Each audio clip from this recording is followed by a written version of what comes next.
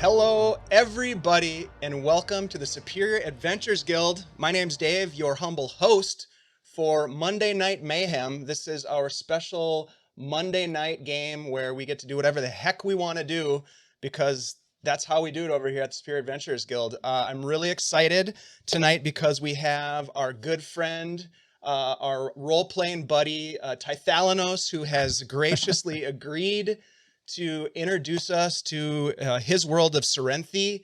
And this is a homebrew world that I'm going to let him talk about, but just very, very excited to have Taithalonos in the GM's chair tonight. We've got ourselves some great players who, if you've seen before on our Monday Night Mayhem, so big shout out to Mike, Brett, and Andy for being here. We'll get into some intros here in a second, but I'm going to kick it over to our Dungeon Master for tonight for this two-shot, part one, starting right now. Taithalonos, welcome. I'm so happy that you're here, man, and that you're doing this. I am super nervous, and I kind of said, let's rip off the Band-Aid, because I might as well get started. Yeah, well, this is a good place to get started, and you're in good hands with this crew. I have no doubt. So thank you for doing this. This is great. Tell us a little bit about like yourself and what this world is all about. Well, I am a Twitch streamer, mainly just playing some video games, hoping to TM, and I think, as I said, this is going to kind of hopefully kick this off, hopefully see some more of this. The world, I created the world a long time ago and finally updated it, adapted it, and it is very empty. It may look like there's a lot, but it's pretty darn empty. A few little tidbits and stories, but yeah, we're looking to kind of grow it out as time goes on. But I will explain more as we get into the intro. So without further ado, we start by introducing the players, and I'm actually going to start with the old goat. Thanks for having me. I appreciate it. I'm Andy, the old goat Headley, and write adventures and have a small beard company. And pleasure to be here and excited to play. Oh, it's great to have you, man. I just wanted to interrupt for a second because Fantasy Animal Vegan just shows up and dumps a bunch of bits in here, Ty, for you to TPK the group. So thanks for that, Fantasy Animal Vegan. We appreciate your support and your enthusiasm. So Ty, you've got 15 advantages. I will we'll say that I'll be a generous DM. I'll give everybody one of those. Oh, what a guy. And I'll hold on to the other 11 for safekeeping. Brett, how about you? Brett, I was relatively recently back in the game. I used to play a lot of Greyhawk back in the day, and when I came back to 5th edition, I started up a Greyhawk campaign, which I run typically on Friday nights, and otherwise nothing special. Just like to play. Look, good to be here. I was in a one-shot before this with some of the people in this group. It was fun. I had much more facial hair back then, but I'm still getting over it, actually. But anyways, so are we. We're trying to. Mike, next. I'm Mike. On Twitch, I am the Madcap23. In Discord, I'm Madcap23, and on D&D Beyond, I'm Madcap23.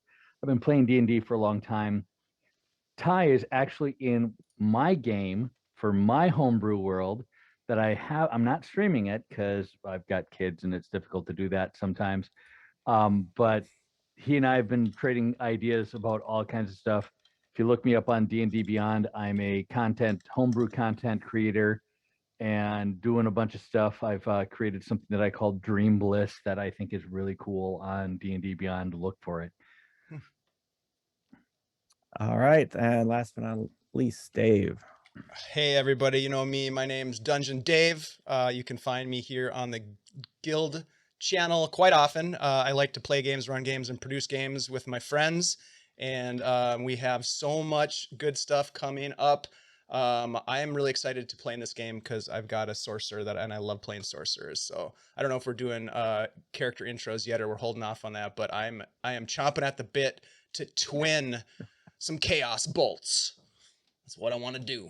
Anyhow, yeah, really happy to be here. Great to see everybody in the chat and super excited for you, Ty. I can't wait to see what you have in store for us. Thanks. But before we get too far, I do have a couple of quick announcements. If you want to support the channel, one of the best ways you can do that is by following the channel or subscribing if you want to support us at that level as well. We also, as we now know, thank you to Fantasy Animal Vegan for jumping right in. We do have a system where you can grant advantage to the DM or the players by cheering bits. There's information in the chat about that right now. And I would be remiss if I didn't mention that we have our grand finale of our 2.5 plus year long story arc in Beyond Saltmarsh coming up on Wednesday. That's this Wednesday at 7 p.m. Central. I don't know what's going to happen. I'm just as nervous as you, and I don't know what to do, but we're going to see what happens. And we've got great players as usual. So stop by and check that out. That's all I have. Thanks everybody for being here. Ty, fill us in, my friend. Not yet. You can do it. Okay. To start off, I kind of already gave the players a couple notes, but I'm going to clue chat in a couple things. One, it's my first time. We'll see how it goes. Two, I am not good with voices. We'll see how that goes. Last but not least, I'm trying something out that I think might add a little bit of tension to the game. Any death saves, I, in secret, roll the first two, and then the players start. They could be just fine. They could be down to fails already. It's going to add a little bit of urgency to the game. I don't know. I think that's it. Okay. All right. So, to begin, welcome to Cyrenthe, a country that has experienced over a millennia of relative peace since the Celestial Rift and the Heroes' War. The scar of the Celestial Rift can still be seen in the skies above, where an ominous hole can be seen where the black moon was torn away from her sister blue and white moons. The scar of the Heroes' War is not so visible. It is the lack of true heroes. Many heroes' influence, strength, and even names have been lost to time. But when the great heroes vanish, smaller heroes rise. Now to where our story takes place tonight. Within the heart of Cyrenthe, the main trading route throughout the country, lies the Decayed Marshes. A dangerous marsh sunken down below the base of an encompassing mountain range. A steep cliff causes water to collect and keep the marshes ever damp and dangerous. Tales of an ancient black dragon's lair, untold rumors and stories with numerous monstrous races that live and fight for dominance in life exist within the mists. Just outside the entrance to the Decayed Marshes lies the Fangs, a pair of sturdy fortresses manned by the Gleaming Fangs, an adventurer's guild that works to protect the heart of Cyrenthe. And here is where our tale begins, as a small caravan enters the Eastern Fang. Cyrenthe and Krag, you are called forth, along with a handful of other future trainees, to help unload the wagons that come bringing the supplies to the fort. You have both been here almost a 10-day, waiting for the Gleaming Fangs to begin their welcoming orientation initiation. Cyrenthe, please describe your character and your countenance to be putting to work. Muted. Cyrenthe Ruby Shield. Must stand a fairly common-sized dwarf. I've got black hair. I've got piercing green eyes that are fairly set back. The scars on my arms and face show that I've been in service to this continent for quite some time. I will always protect those that stand beside me in battle. But this manual labor of unloading carts is taxing, to say the least. Krag, you have also been here for nearly a 10-day as well. Please describe your character and how you feel about being put to work. You are also muted. Thank you. Yeah, Craig here, and yeah, I'm used to hard labor, hard work. It's keeps you strong, keeps your body going, and my friend Welgar is still back in the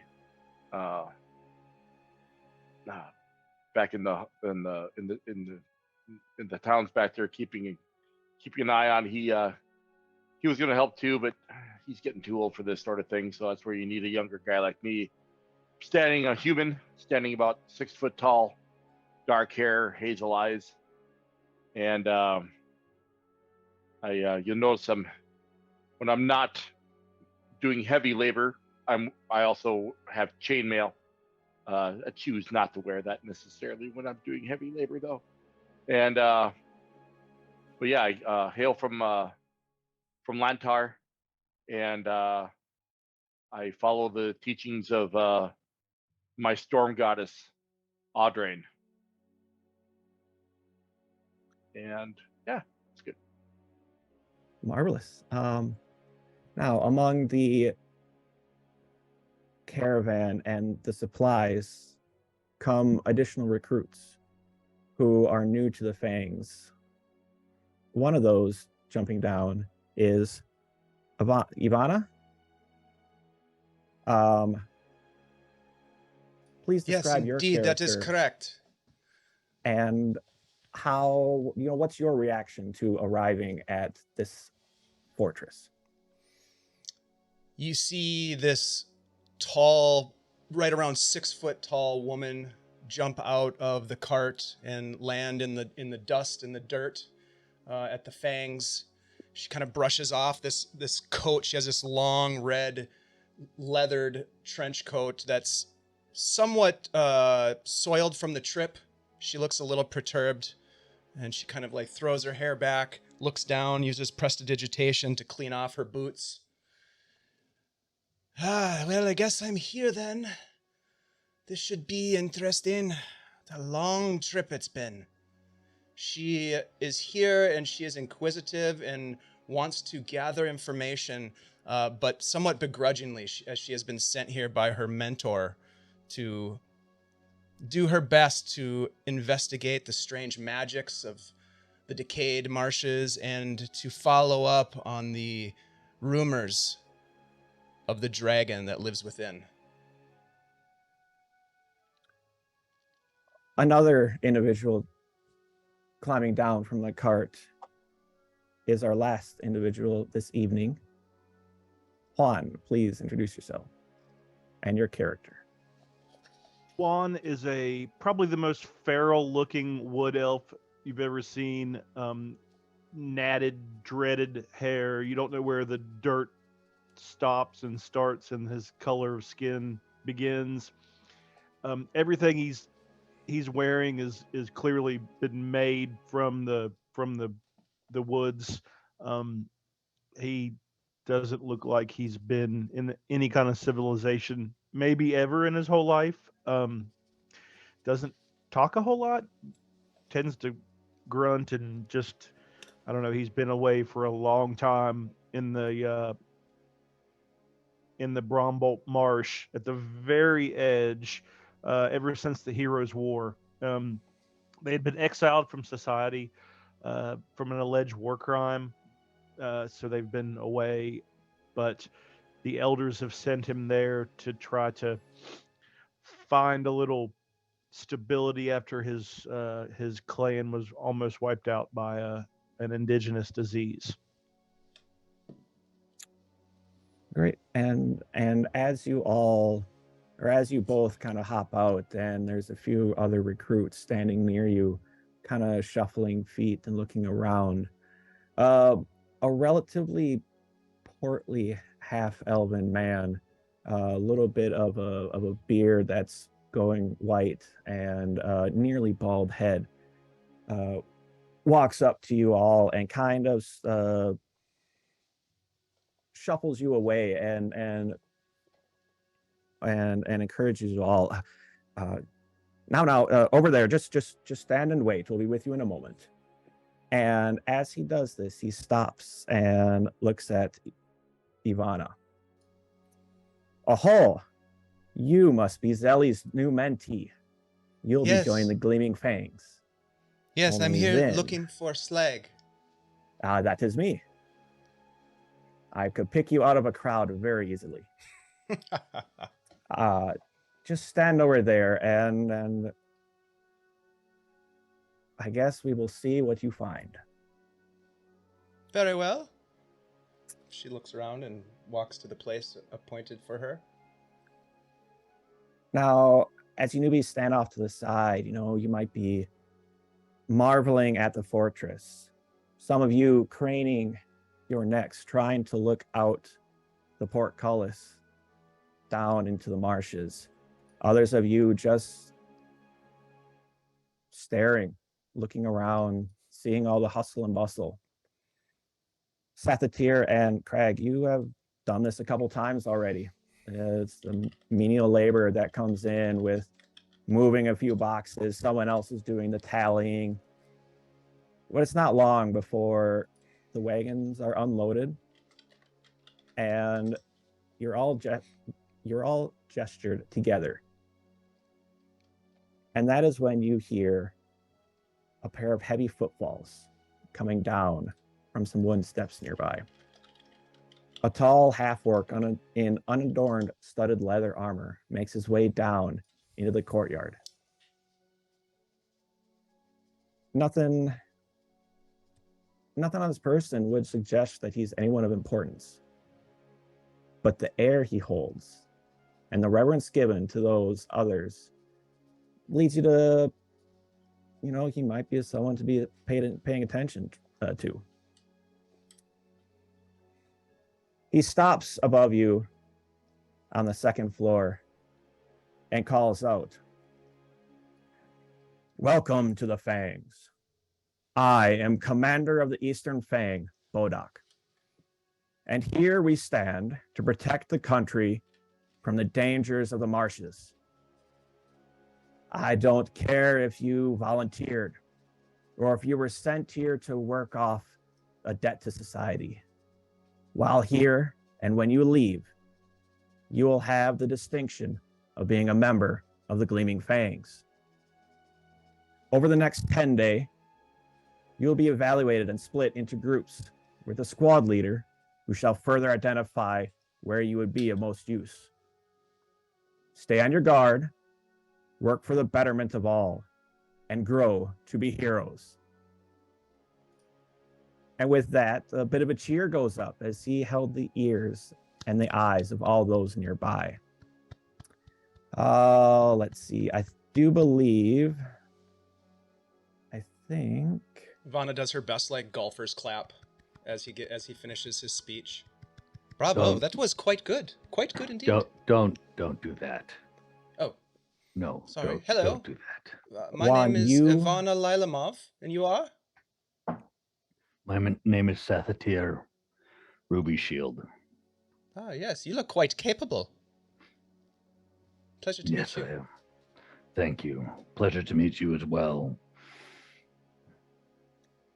Juan, at the end of that speech, you actually have the highest passive perception.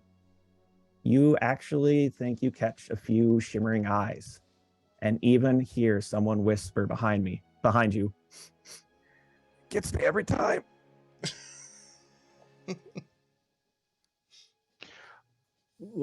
Juan is just overwhelmed by the hustle and bustle of the city, like something he's maybe never seen, or it's been years and years since he's seen something like that. So he's just kind of in awe at the moment. Well, the rest of the day is simple enough. You are led to the barracks, shown your bunks. And now we're going to do a little bit of world building together. Now, over this 10-day, you're going to be introduced to the Fangs, going to kind of be taught a basic survival. You're going to be taught some combat. But I want to hear what's something that occurred during the 10-day where, you know, whether it was a short lesson that was given by others, whether it was, you know, an evaluation of skill or of combat. And I also want to know how you fared during that. Did you pick something up? Were you very unskilled at it, or did you pass with flying colors? Now, I'm actually going to go in reverse order this time. So this time, Ivana, how about you? What is something that occurred during this 10-day? Well, Ivana will certainly have an interest to learn a bit of the skillcraft in survival out in these terrible hinterlands, far from the comforts of her home, her soft bed, and her friends. But so she will look to buddy up, if you will, to some of the more capable in the group to learn the secrets of survival. But her true motivation while she trains during this period is to discover who is the lore master, who holds the knowledge within the confines of the fortress, that she might speak with them about the arcane and some of the legends and lore, if you will, of the region. So I think in terms of the survival bit, she's probably okay at some of it, especially things that would transfer well to an urban survival sort of environment. But when it gets to some of the more like wildernessy skills, she probably struggles a bit. But she is pretty highly intelligent, so I think it would take her some time, but she would pick up on some things. She has a hell of a time starting fire, though, without using her spell, Firebolt, which is her go-to when she gets frustrated. She just uses Firebolt and cheats.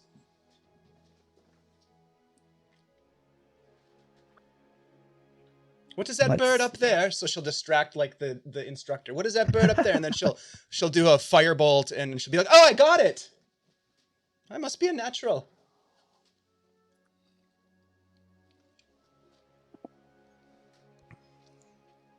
You know, let's take all the other players. I want you to roll a perception check. And Dave wants you to roll a deception check. Deception? Sure. Deception, yep. I'm going to use my advantage on this one. Thank you, Fantasy Animal Vegan. Ooh, that's pretty good. I'm using my advantage as well. Oh, Thank you, son of a Fantasy.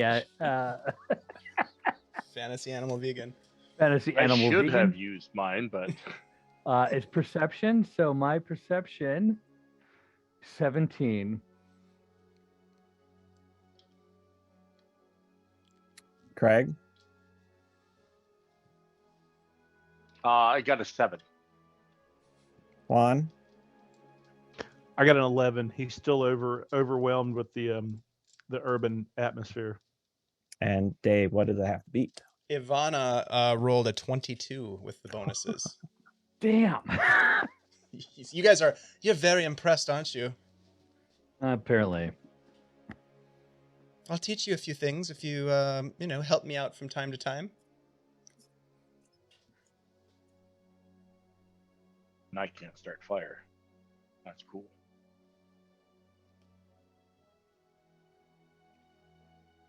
Let's see.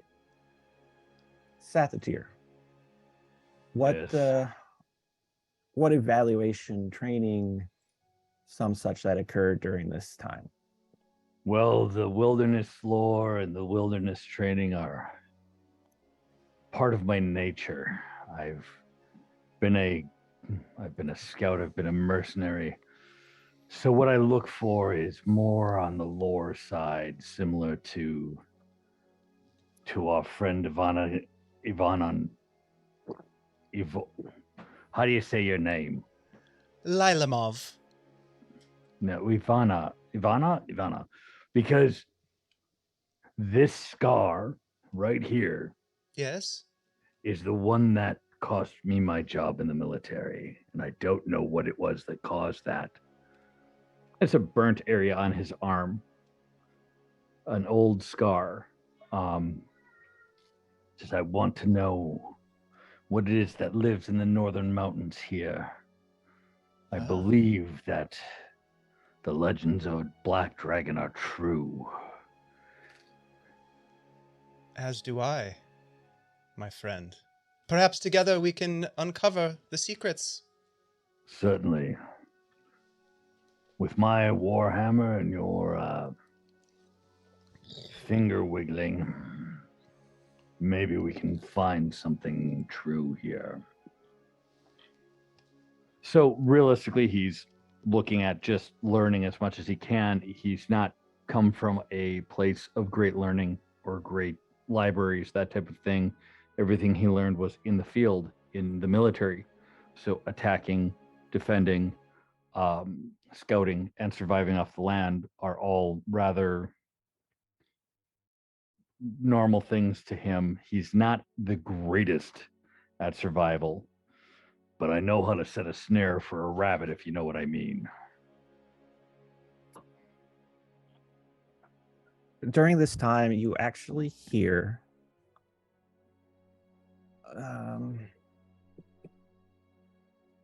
I guess depending on how vocal you were about your let's see, your scarring. Mm-hmm. You would actually hear or overhear someone pointing out that you should talk with, let's see, Cyrenthe Faultbreaker. She actually, if you question more, is the commander of the Western Fang. Might not be the same that did it, but she herself has an injury and some burn scarring. Might be something to follow up on. Definitely will look into talking with her. I appreciate that. This one right here, this one was from the same fight. That one I got from a barmaid, and they dropped a tankard on me. Too far. All right. Well, you're a little Drop. lucky. Cyrenthe, The she's entire only got side of her half a face. beard. Wow. I'll definitely have to find her and speak with her.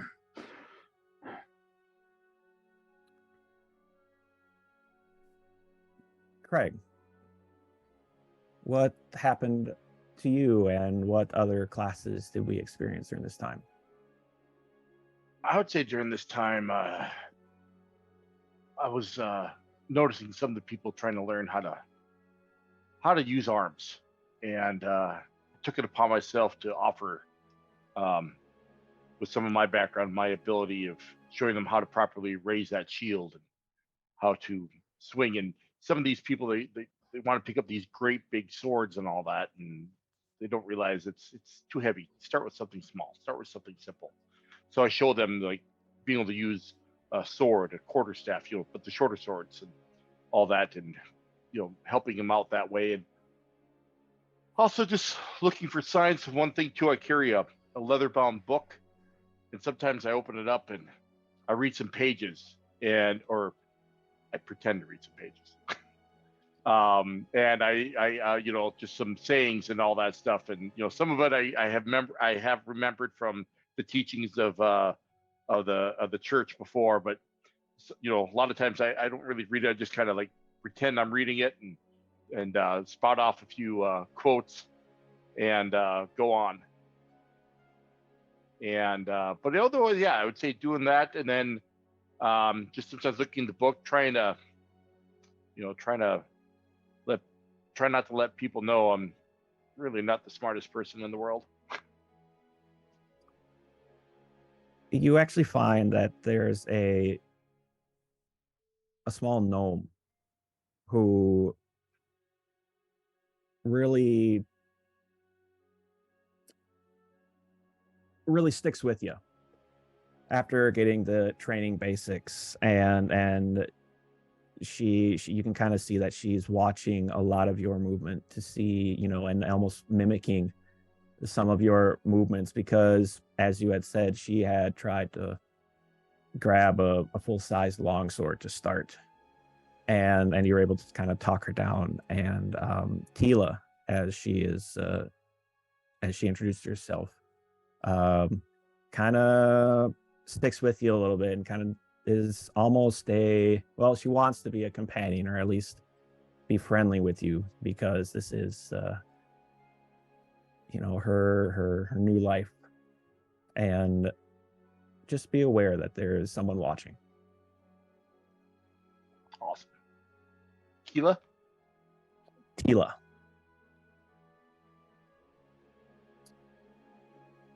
And Juan, how about yourself?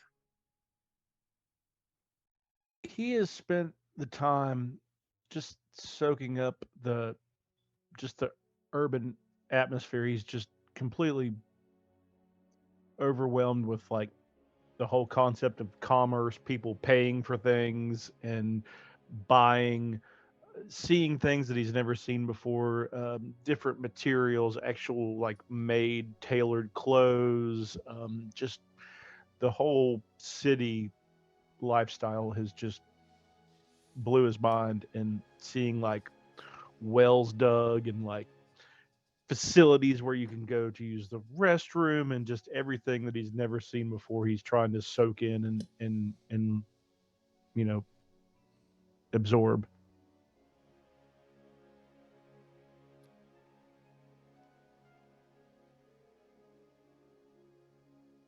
I think you, being one of the more perceptive and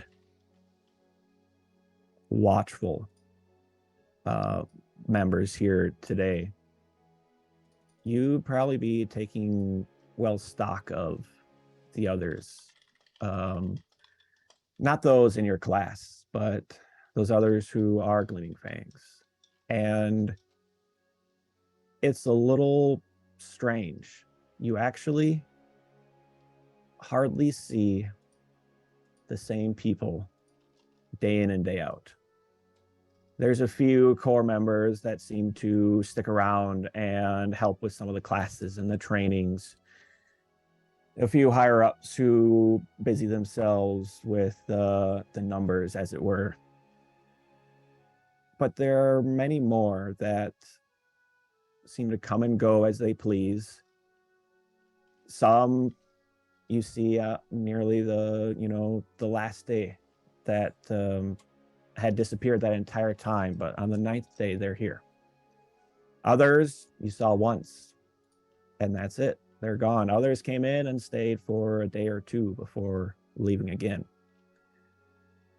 And it seems there is a bit of a wanderer aspect. The fortress is not a standing fortress. The Fangs is a hub, a stop upon the travels.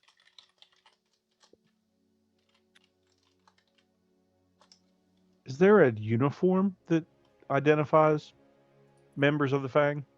Not really. You'll see there's a brooch that that most of them wear visibly. It really just looks like the front of a wolf's mouth with 2 gleaming fangs out the front. Some wear it proudly, some keep them hidden. It seems most everybody is known to each other. And there are times where you'll hear others exclaim how they haven't seen anyone in nearly a month, or funny our paths should cross here. And despite all of you, the stories that you have heard of the Fangs, of these thugs, these dangerous, scary members of society, you can see the harshness in some of their actions and how they carry themselves, but none of that is put forward against you. None of it is, I should say, hold as strong as the tales would tell. Ty, would you say that there's a level of like honor amongst this group, or is it a little bit looser than that? There's a bit of honor. They definitely take pride in what they do. They know that in the relative safety of the country, there's one black spot upon the country, and they actually help protect it, and they take honor in that. It's a big responsibility, I suppose, right? True. All right. Now I have a gift for you. All 4 of you, make yourselves a note. You're all going to be gifted a one-time boon that's called I Learned That at Boot Camp. Nice. If, during this 2-shot, if there's something that you would like a +3 to any die roll, saving throw, damage, to hit, anything. I'll even let you do it on healing. As long as we can take a moment to kind of flash back into, the events that occurred, and so that we come back to kind of hear about how there was someone teaching you or whatnot. And along that line, you all are going to have to come up with one of the instructors' names. So during this time, try to think of somebody's name. And that'll be a one-time bonus of +3 to any dice roll. I'm going to use that my blind death save. I learned how to survive in boot camp, hopefully. Maybe not. That might be a stretch. I thought You know so. what? That's why I thought I'd bring it up. Except If you for can that. find a way to, work that into a story, I'll let you. All right. Challenge accepted. Krag's got it. I want to circle back a moment to Ivana and Sathatir. Both of you had, I guess, expressed their interest in speaking to someone with a bit more knowledge, a bit more history. And you find out that there's Bevrian Thren, about as, best of the lore and history keepers as you can, that resides within the Eastern Fang. He surprisingly young looking tiefling. But then again, a lot of tieflings do look always young. Red skin, tail, small horns that curl back upon themselves. Does not look to be a lore master. He's not huddled, hunched over, shuffling. He might take you down. Any questions you might have for him? Any curiosities? Oh yes, many. Bevrian, you said your name was? Yes. I'm a little busy, but one question each. If you don't mind, Sathatir, could I? Go right ahead. Bevrian, I have heard tale, rumor, if you will, of some sort of a dragon that lives within the marshes or the mountains that surround it. Do you know the name of this dragon, or have you heard any stories of its power, its history? That yes, it's their his name, by what we call him, because I admit I'm not the best with the dragon tongue, is Sithrax. He's actually one of the 11 dragons who signed the scale binding. We do not know where he is in the marsh, and frankly, it's probably for the best. He has promised to keep himself sheltered from the greater world, but I guess we're ever watchful as well. Ty, when he says Sithrax, does that happen to be have any meaning in Draconic? No, it seems more like a how do I put this? A mispronunciation, essentially. The dragon probably has a bit of a longer name, and that's about all that most of the people that know of him, or at least people here, would know him as. Okay. And then real quick, thanks to Vamp Wickman for giving the players this time an advantage, because the DM has a lot of them. Thanks, Vamp. Thanks. Thank you, man. Good. All right, so I get a question as well. Yes. I look him dead in the eye and I say, what could do this and this? And I point to the two scars.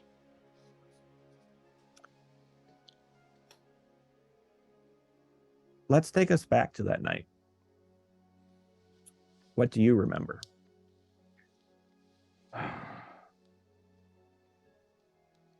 It was very dark. There were 10 of us on patrol. It was supposed to be an easy patrol from Ballor to Gareth. We passed through the shadow of that mountain range, the accursed thing that surrounds the decaying marshes. There was no noise. There was no sound. All I know is that I told my men to continue on, to fight until we won, for I had faith in their abilities, and when I woke, it was me and our ensign, the standard bearer. We were the only two that was still alive out of the 10. We made our way back to Ballor. And Rupert, the standard bearer, he's never been the same since. He takes a little bit of time to poke, prod, kind of sit there and rack his brain.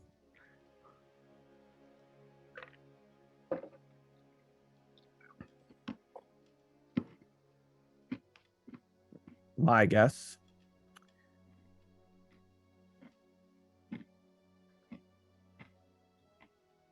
Kind of sits there and back and forth and kind of throws up his hands. A harpy with acid. And just kind of laughs and walks away. Oh, no. As he's walking away, Sathatar is going to grab the back of his cloak or whatever he's wearing. This was 8 men's lives. You do not joke about the loss of 8 good soldiers. Sathatir, I'm sure he didn't mean anything personally. She puts her hand on your shoulder just to kind of try to calm you. It's okay. Sorry, Bevrian, it's a very sore spot for my friend. And rightly so, yes? Bevrian will stop when you had grabbed him and turn about. he does seem to recognize the pain, but you'll see a deeper pain that kind of catches you off guard. There's I did not mean disrespect. There is much in the marshes that are unknown, and even I am not supposed to be here where I am. The only reason I am the lore master is because I am here today. I've seen some things, but I don't know all. I understand. We each have thrown ourselves into our own fate. Your apology is accepted, and I am sorry that I am so rash, but those men were friends of mine. They were like my family. To have someone joke about a harpy, which I could have dispatched easily, is not... Yes, I will not. Thank you for your apology, and I offer mine as well for grabbing you. I did. Anger just swells occasionally. With that, you kind of go your own ways. Some revelations about each other. Time goes on. And then the one day, after about that 10-day, you are called to awaken early. It's nothing normal, or nothing unnormal. You have spent some nights at night watch. You spent early mornings going for runs and trainings early. Nothing terribly strange today, except today, the four of you are told to pack your things. We've been Well, it's kicked a out short already. job. Short we job do? for me. I just put the backpack back on. Probably never even unpacked. No, he didn't. He throws himself at anything that's danger or combat oriented. You're reassured by some of the other mentors that nothing's wrong, just to be prepared. And a couple chuckles kind of fade away as they head out, and you are all gathered once again in the courtyard, again as any other morning. But this time, you see that in front of you are not just a set of instructors or random people who are there to get to know you all. Instead, you find Bodak standing there awaiting for everyone to get together, and you're actually then split up by some of the standard instructors who you worked with. Set of 3 over here, set of you 4, and then another set of 4.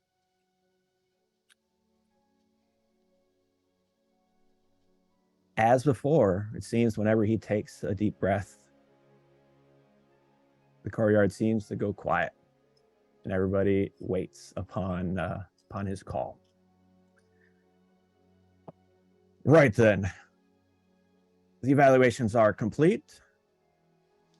You will now be split into your squads and your groups.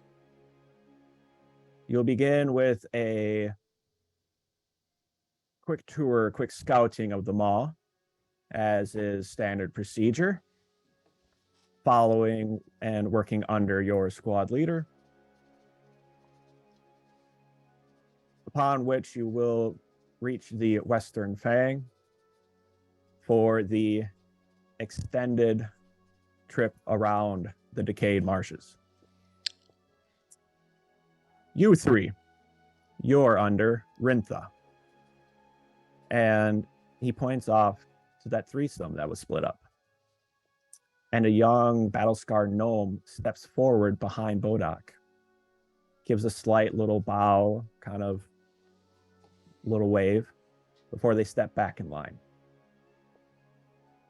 You four, you're under Tempest.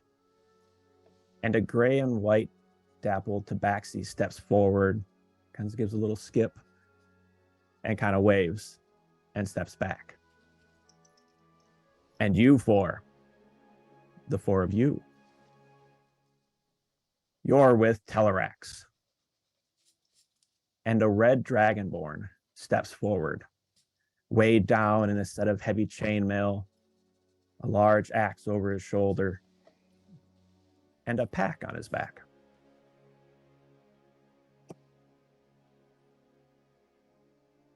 Bodak continues, do your best, learn from your mentors, and do us proud. The next couple of months, you will learn the intricacies of the Gleaming Fangs and prove yourselves. Now, who is out first? And with that, he kind of gives a bit of a smirk. And you finally break eye contact to where he turns his head to look. And there you see Telerax, already heading out towards the maw. Let us go then. Let us move. I guess that's our cue. I'll be right there. I'll be right there. I look over, and in one of those other groups is Keela, the gnome. She's in a threesome.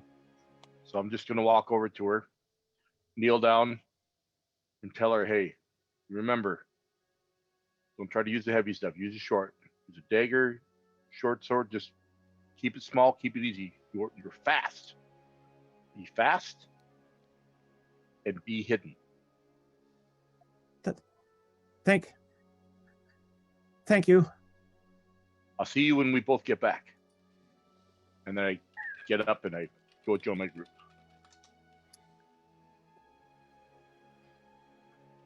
As you leave the Fang, the maw opens wide before you. 2 rows of mountains like teeth on either side, one near off to your right, the other far in the distance. A river like drool flows under the bridge you stand upon. A bare gray-brown tongue stretches towards you as the morning mist still hangs in the distance. Now you truly understand why this is called the maw. And there in front of you, confidently striding away, you see the back of Telerac, the one you are to follow, confidently striding forward towards the mist. And it is a completely different feel than up on the walls. Now, nothing stands between you and the unknown.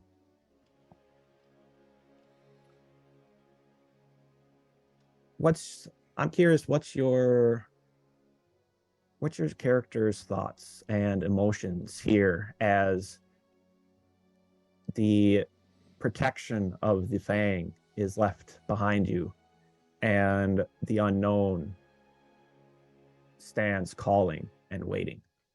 Yeah, perfect. Sathatir. Old hat to me. I'm used to being out here doing whatever I can to earn coin, make up for imagined issues, etc.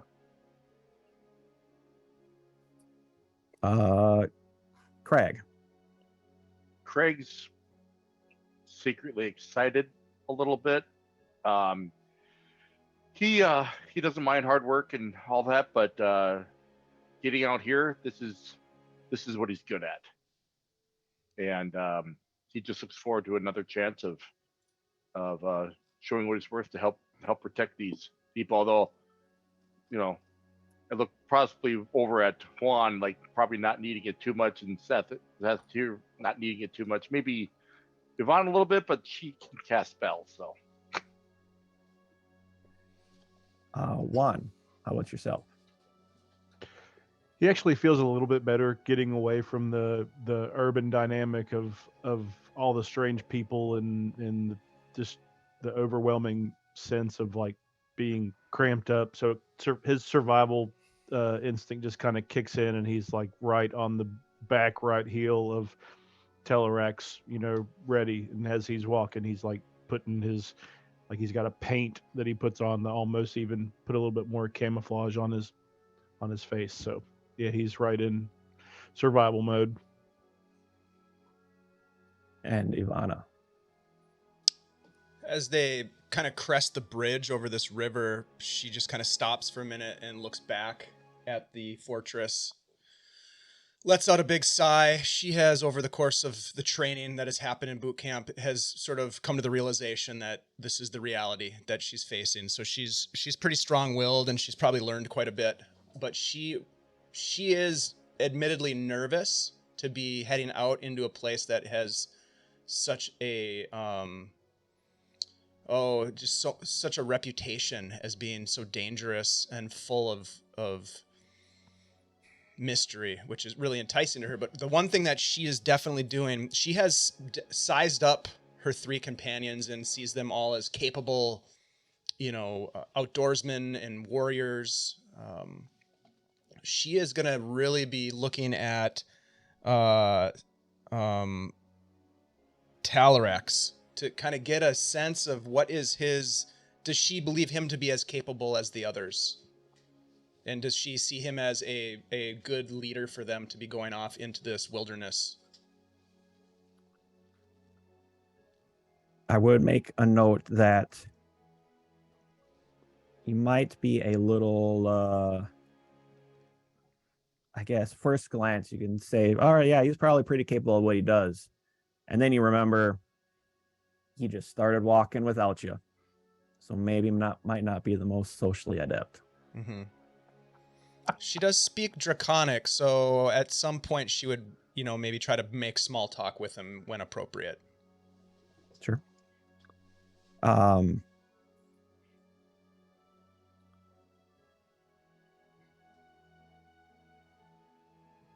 The maw, once you leave the fortress or the Fang, the shock wears off.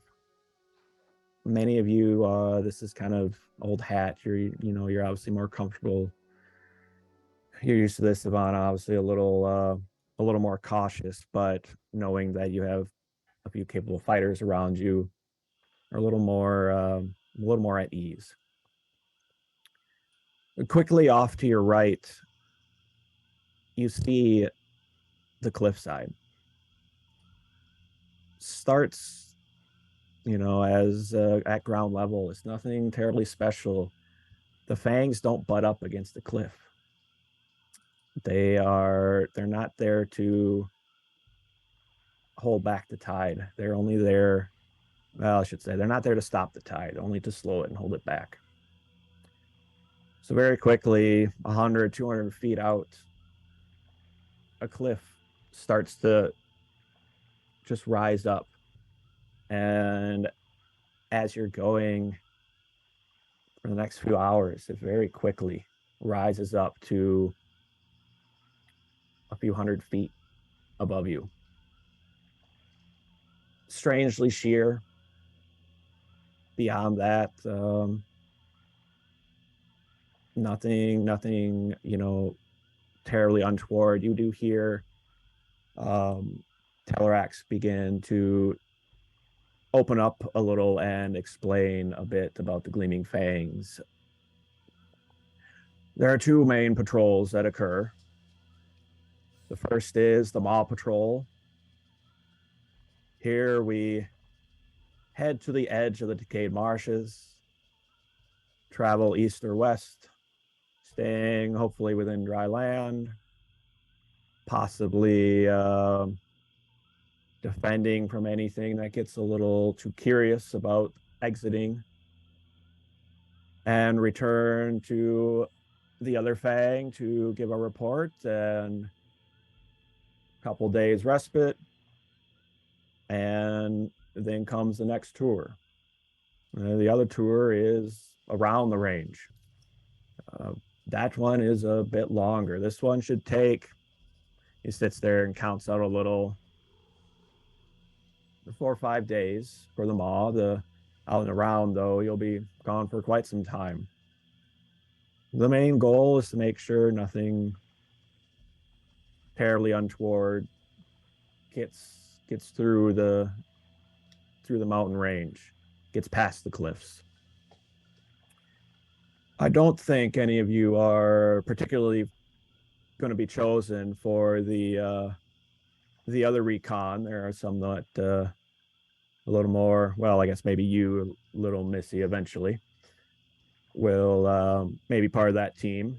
They do check the cliffside to make sure there's no paths being worn or anything to come through. Those are relatively quick.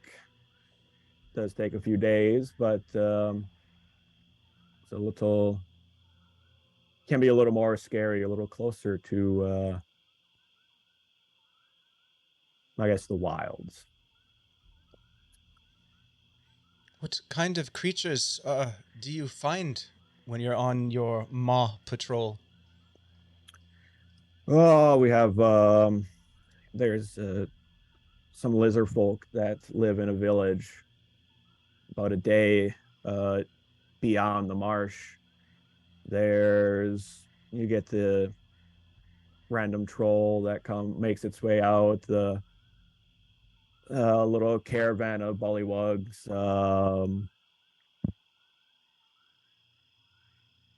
I hate bullywugs.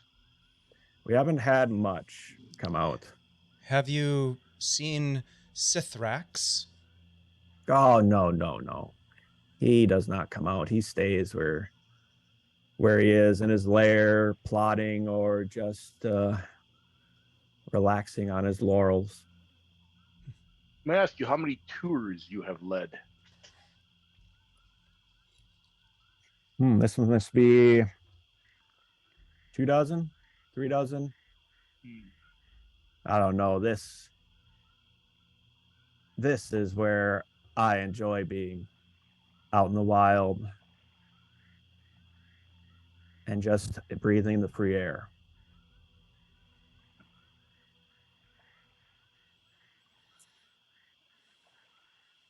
I pretend to open up my book. I actually open up my book and I say some kind of little thing about, quote about the air and the tempest and praising my goddess and all that stuff when he talks about being out in the nature and the free air.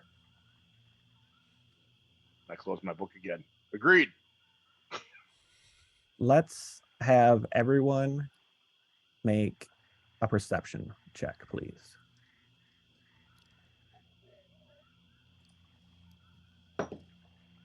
Mm. 10. 11. 6.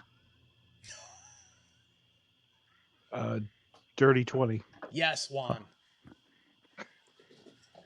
Woo!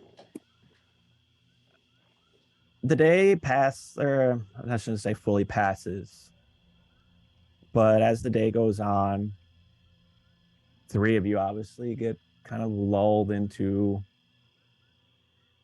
a relatively unchanging landscape. The mists do get closer. The mountains raise higher around, off to your right, the cliff ever reaching, but as the day goes on, nothing really catches your eye much. But Juan, you do catch something.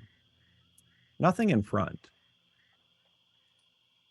but perched up on the cliffs, you do see a large bird-like creature kind of just perched, staring down at you all. And as you're watching, you see there's a second and a third.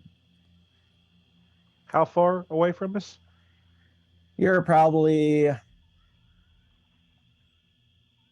500-600 feet away from the wall, a couple hundred feet up, so probably about 600 feet away. So long ways. Would you describe the path and the surroundings that we're on, please? There is a strange lack of cover. A few trees that are a bit withered and dying. Some that are trying to grow up, but very much open.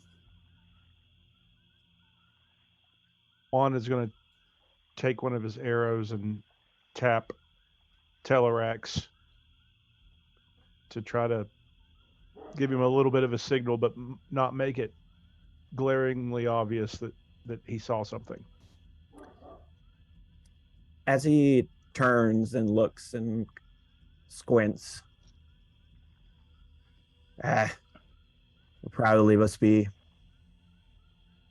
just a few harpies. Sure enough, nothing happens. They may flit and follow for a little bit, but they seem to stay away. How about another perception check?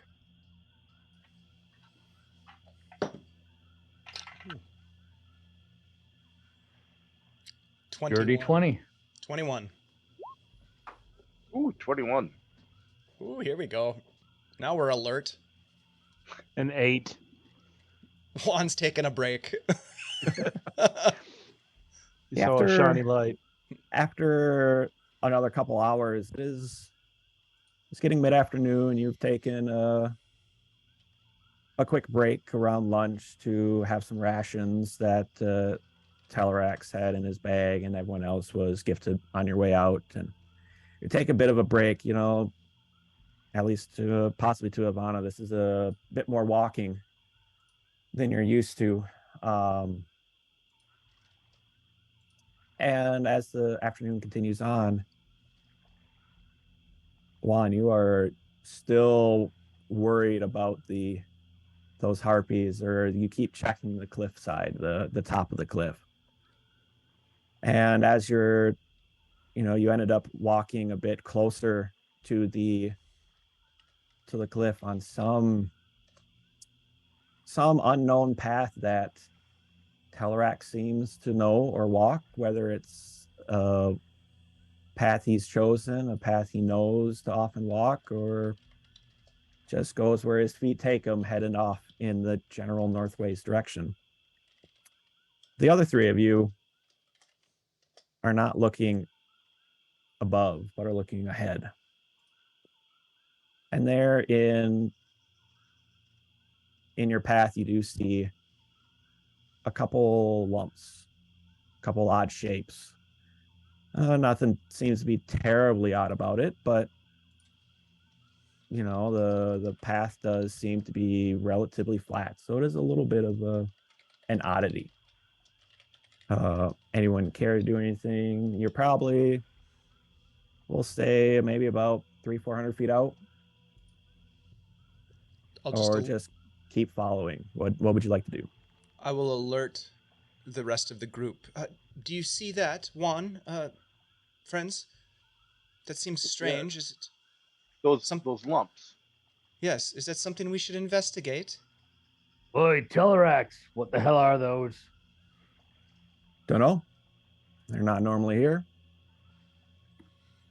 Sounds like we should check it out then, if that's what we're here to do. But let's do it carefully. I pull my shield and my warhammer off my back and start walking a little bit faster, trying to overtake Telerex and be the first one there. He does pull back. This does seem to be kind of the standard procedure where he is here as an evaluator. He's going to see what happens and what you do. I'm right behind you. Is it so dark right now? No. Okay. It is not. Would say 2-3 o'clock in the afternoon, maybe. Okay. So it sounds like Cyrenthe and Krag seem to be interested in pushing ahead first. Juan, Ivana, where would you like to kind of see what happens? Juan gracefully takes his longbow out, knocks an arrow, and he's going to fall off a little bit and kind of come around to a flanking position, so he'll still be within range to support. And Like Ivana, motioning Ivana maybe to come with him. sure. Yeah, Ivana will follow slightly behind Juan, gripping her quarterstaff a little bit more tightly and preparing to utilize some of her magic if necessary. All right. As you all get closer, and with some of the teachings that occurred during the time, or during that 10-day, you do see a trio of bullywugs. They are not moving. They seem to be just laying in the dirt, covered in splotches of mud, and unmoving. I put back my hammer and I look to him and say, "Look, we don't want any trouble. We're on patrol here. Move along." The only movement you see is Telerax pulling out the little notebook. And no response from the bullywugs. Let's say you're 180 feet out, maybe 80 feet out. Anything else? Perhaps they're just resting for I a was gonna bit. say, can I tell if they're breathing? Why don't you Do make they seem to be alive? Why don't you make a perception check at this distance? I mean, I know I'm a really long ways away, but if I don't see them moving at all, I mean, if I see them moving at all, then How far did you say they were, Ty? 100 feet? 80 to 100, right? 80 to 100. Yep. 17. Sure. From this distance, you catch that there's a bit of, more of a red and purplish coloring on them. It does seem to be like blood, and they don't seem to be moving. Cyrenthe, let's move in a little slowly here. I and agree. maybe sneakily, chink, clink, clink, clink, clink. Juan, do you think they're walking Sneakily. into a trap? That was a joke. I mean, with Juan living most of his life in a marsh, he's probably fairly familiar with the bollywogs. He can he stealthily go up there to see and investigate? Sure, if that's what you would like. Does the rest of the team want to hold back? Are you going to follow up? What's the thought? Ivana will get to about 100 feet as the other three capable fighters stealth forward. She will keep overwatch and keep an eye for any movement. She thinks that they're walking into a trap. So she's ready to, she's kind of scanning around the area. Warhammer back out, looking around. All right. So let's see. You're talking 30 feet, 60 feet. How far back do you think Sathatir would want to be? Oh, Sathatir is going to be right up front. All right, you're close as going he up front can. to Yep. Krag. I'm gonna try to hold back.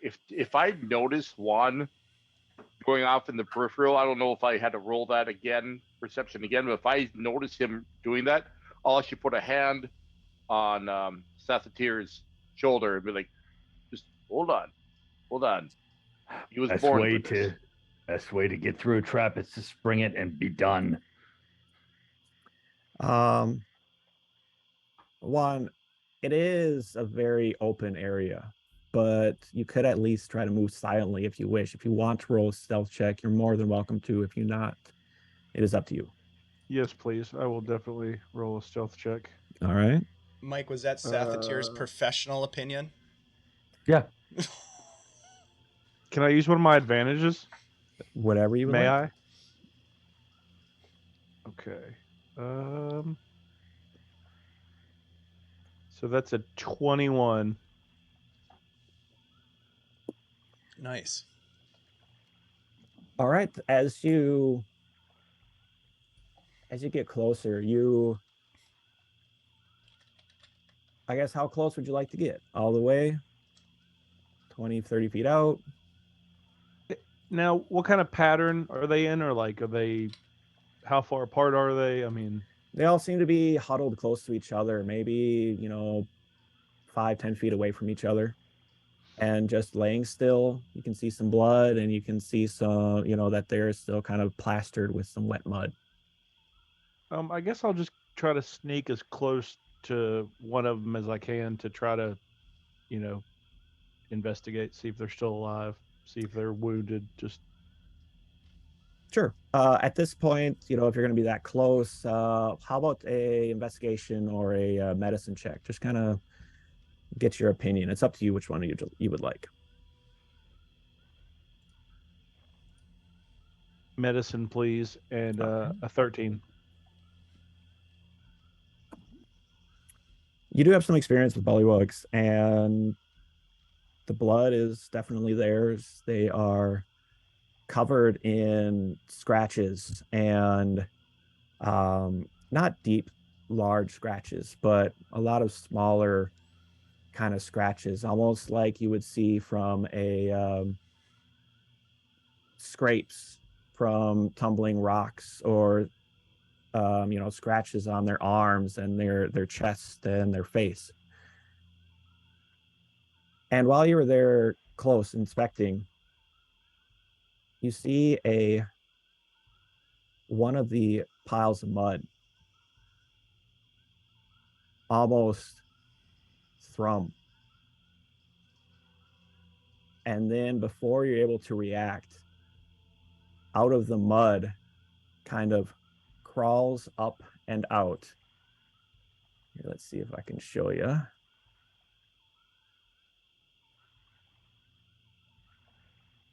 Safatir, you were right. You see what you know, at least from your time in the marshes, as being a mud mephit. I don't know if you guys are able to see it in Roll20. Yeah, Yep. all right. Yep, we can see it. So as this bit of mud seems to coalesce and come alive and take form, we are going to stop for a break. Okay. And we'll pick this up when we come back. Before we stop for break, can I ask one quick question? Sure. How close did I get compared to Juan? I'd say you're probably about 30 feet away. Okay, cool. Thanks. Awesome stuff, Ty. This is really fun. I'm super excited to see what happens here. You have so many advantages. I feel like a TPK is on the way. Thanks to everybody for hanging out in the chat. We're going to be back in 5 minutes. Hang tight, and let's find out what happens on the second half of this game.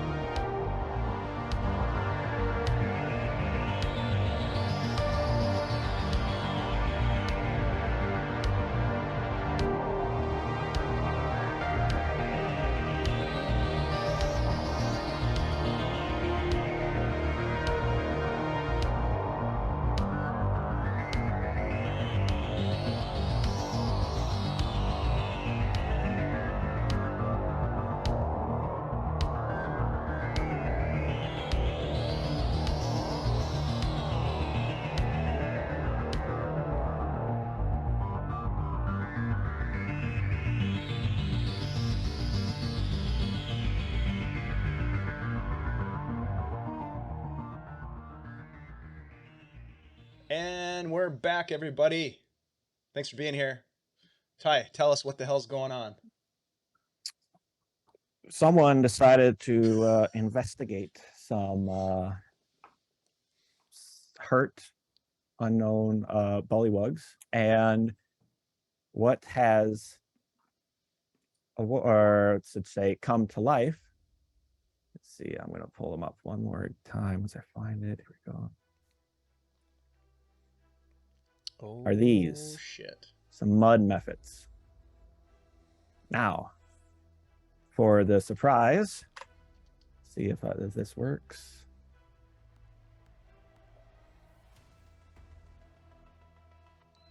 Oh. Oh my God. Erd my gird.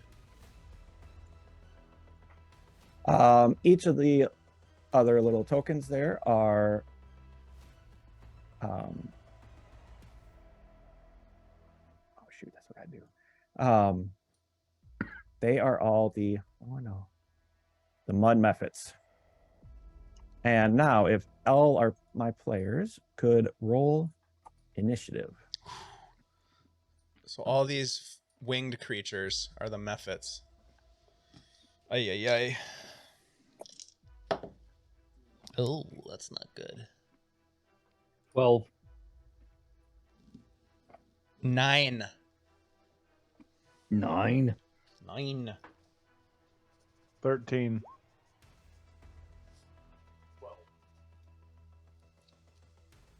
All right, between Cyrenthe and Krag, what is your two dexterity modifiers? +2. Craig can't hear you, buddy. Sorry. There we go. Yeah, +1. +2. All right. So what's the order? It is actually going to be Mud Mephits first. Oof. Juan, Cyrenthe, Krag, and Ivana. Okay. Got it.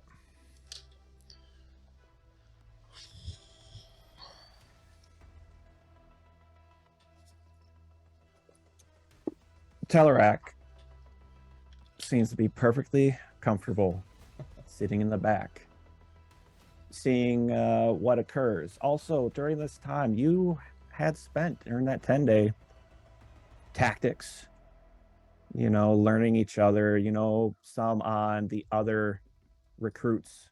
You also know some relative tactics of each other. So kind of player knowledge tactics, perfectly acceptable. The mud methods themselves maybe not know exactly what they are. May I burn my inspiration point to reroll my initiative and take whichever is higher? Or do I have to take the one that comes up next? I'll let you take the highest if you want to do that. Yeah, I'm still at 13. Or at 12. Damn it. All right. Burning through those advantages.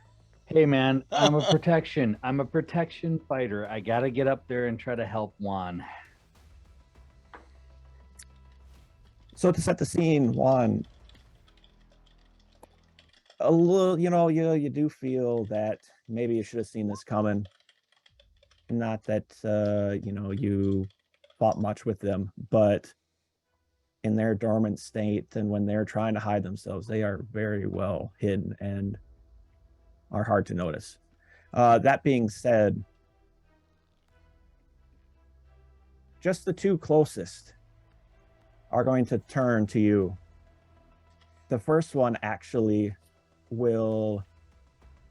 it seems like it puffs up a little bit more than its relatively small self, and then tries to spit a pile of mud at your arms that are holding your bow, and hitting your arms and your legs. Please make a dexterity saving throw for me, please.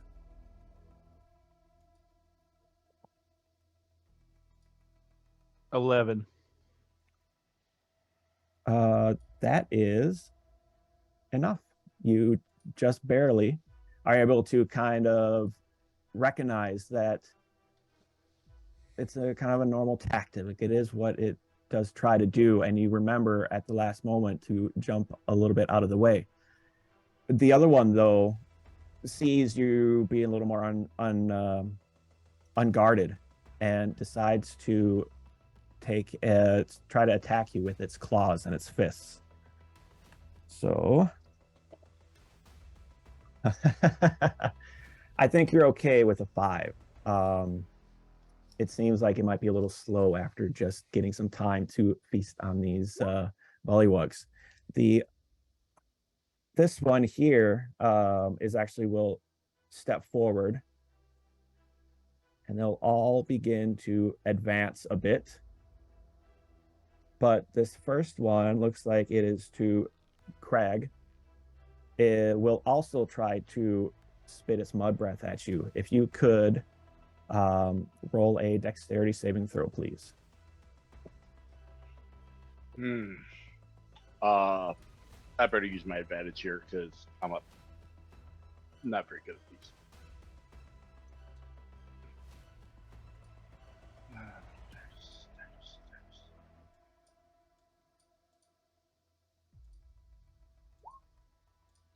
Oh, yeah.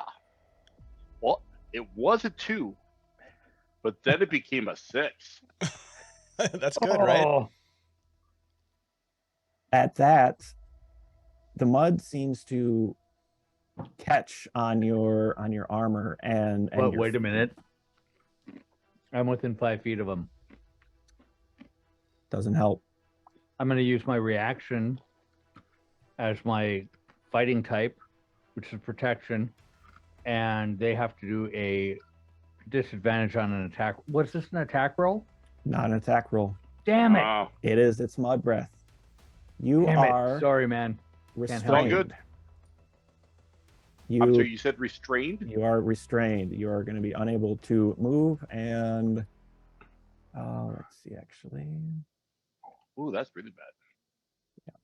Yeah, I don't like restrained. You can, of course, others can work to assist to free you, or on your turn you'll have the opportunity to break free of the mud, but until then it could be a bad time.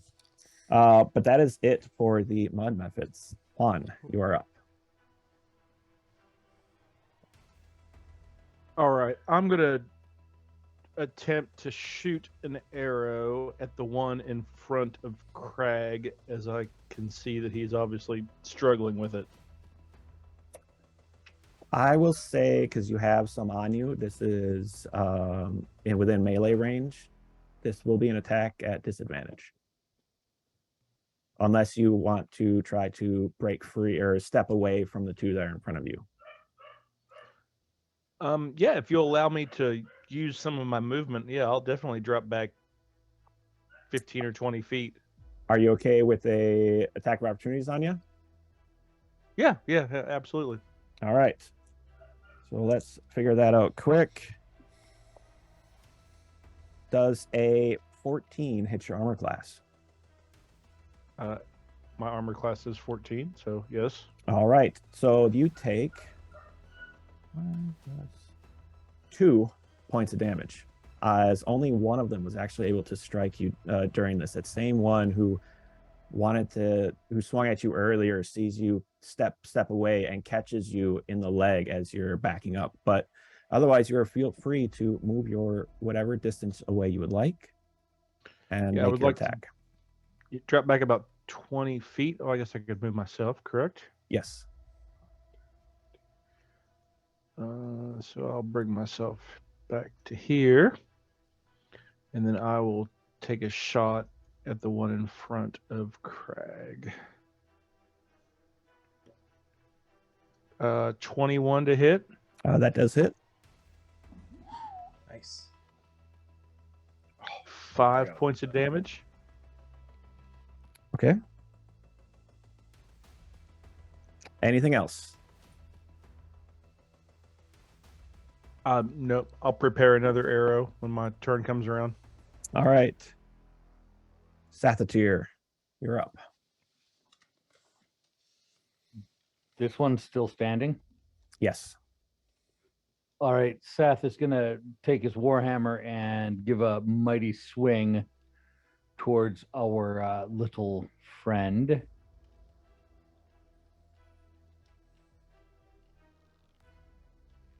Does a 20 hit? That definitely does. 9 points of damage. Nice. At that, it gives a strange, wet gurgle. You've obviously heard from other creatures more of a death cry, but this just seems to be a normal crying out in pain, and does ooze a more kind of a deeper black mud Essentially, he is bloodied at that point. Well done. Anything else? He's still standing. Mm-hmm. Cyrenthe moves to here. Commits action surge. Okay. I'm sorry, I'm just clicking it off my No worries. sheet here.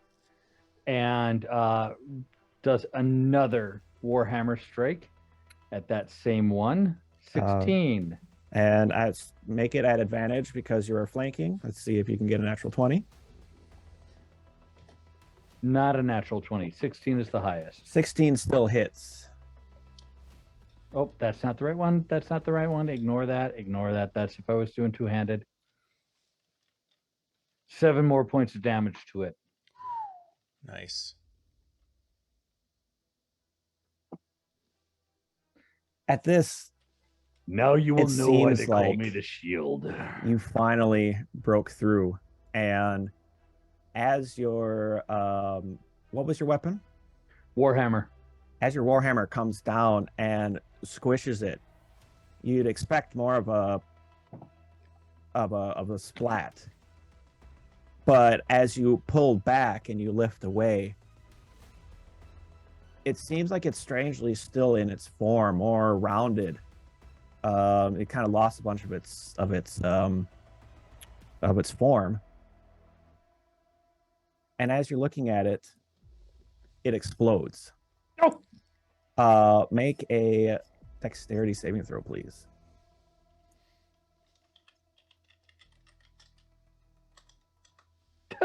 Six. With that attack, you actually end up killing it, but in its death throes, it explodes. And just like how Krag was stuck in mud, he is once again covered in more. But now you are suffering the same fate, and you are also restrained. Anything else? Well, I'm restrained, so no. Krag, what would you like to do? You can attempt to break free. We'll say you'll have to use up half your movement. But why don't you try to break free if you would like? Okay. Is this athletics? guy dead? Yes, that one is dead. And then it's athletics to break free. Yeah, just a dexterity saving throw again. Oh.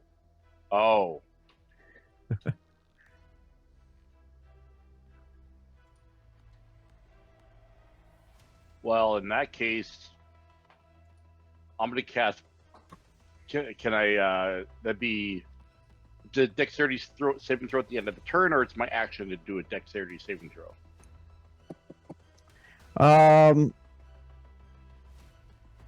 Technically, it's supposed to be at the end of the turn, but why don't we go as a bonus action and half your movement? So it's going to cost you a bit to do it to try to break free, but I'll still let you make an attack or move afterwards. Yeah, I if you don't succeed. think I'm gonna break free. So I'm gonna go ahead instead. I'm gonna bless. Okay. I'm gonna cast bless on my friend who's also restrained, and because it might come. Oh wait, 1, 2, 3, 4, 5. Oh, you're out of range. And Ivana. So the three of us give us all blessing. Thank you. All right, and a quick summary of what that would do for the players. So everybody has a D4 on your attack rolls and a D4 on your saving throws. And as a note, don't forget you also do have that boon of I learned that at boot camp if you do feel like you do ever need to use that. Sounds good. I did think it was going to help with the 6 last time. But... and I still might need it for those death saves. Ivana, you're up. Oh, wait. Well, no. And sorry. then my bonus action, I want to go ahead and try to make that save. Okay.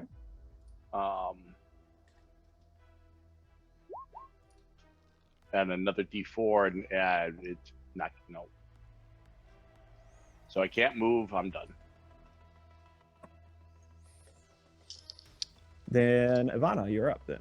All right. So Krag and Cyrenthe are both currently restrained by mud. That is correct. Okay. First of all, Ivana looks down to make sure that she's not standing in any mud.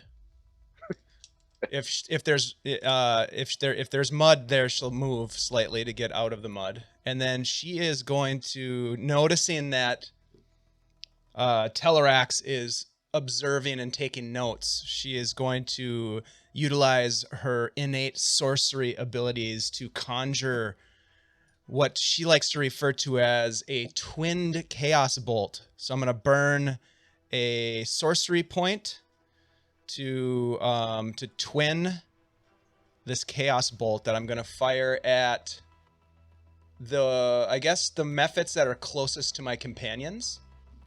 Okay. So let me just double check to see how that works. I've never used chaos bolt. I'm going to hurl an undulating, warbling mass of chaotic energy. So, because I'm twinning it, I think I roll 2 times. So this is a 2-hit then? Yeah, so it would hit 2 separate mephits. Sounds good. There we go. Twinned.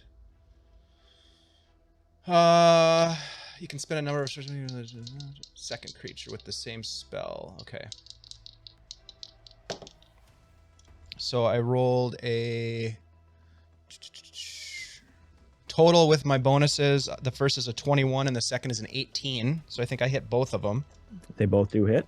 I do then roll. This is kind of cool. Chaos Bolt is really sweet. I roll a D8 on each of them.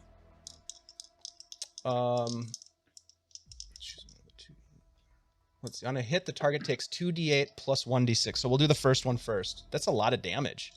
Wow. 2d8 plus 1d6 on the first one. This would be the one closest to Cyrenthe. That is 11 points of radiant damage. Nope. I have to roll to see what kind of damage it is. Yeah, it's a chaos bolt, Yep. right? Yep. So cold damage. So 11 points of cold damage on the first one. Damn. And then the second one is 12 points of poison damage.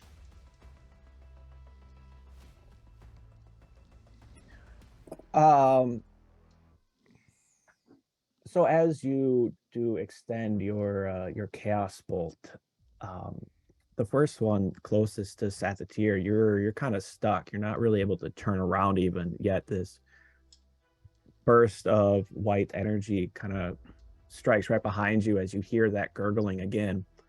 And quickly behind it, kind of twirling around it, was a second shot. And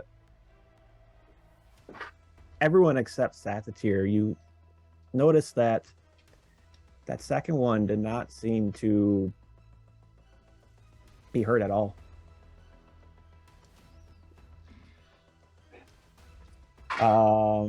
Anything else, Ivana? Nope. She's going to just kind of move out of the mud there and get ready for to see what happens to her friends. So as you kind of, when you had started your turn, kind of looked around for mud, and you noticed that the ground is bare. There was no mud except where these mud mephits were. All right, now up top. Let's see. First, we're going to try to get some movement in.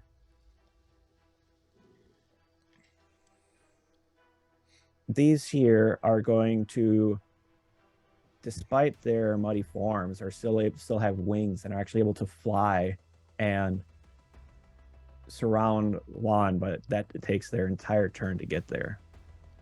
One.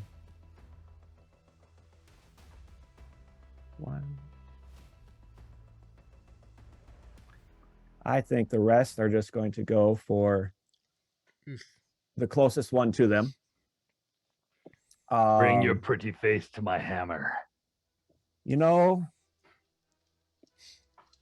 I have a few advantages, Burn. Yep. And someone's getting a little cocky, so I'm gonna try to use one right away on the first one. Oh, actually, you know what? You're currently restrained. Yes, I am. I don't need to burn my advantages. I'm gonna keep holding on to them. Yes, you do. Nope. So they're gonna have advantage on you. We're gonna get 3 of them striking at Cyrenthe, since he seems to be the one to draw their attention at the moment. You know what? Actually, yeah, we'll do it all 3. Do it. Bring it. Come on. That's 22 for the first one. That hits. Only an 11 for the second, That misses. and a 12. So you're going to be hit once for 6 points of damage. Aw. Isn't it cute? They look like they can try to hurt me. And that is it for the Mug Methods this turn. Had to play catch up. Moving down to Juan, you have 2 of them up against you right now. Yeah, and they're probably too close for a ranged attack, correct? You can still make a ranged attack, it'd just be at disadvantage.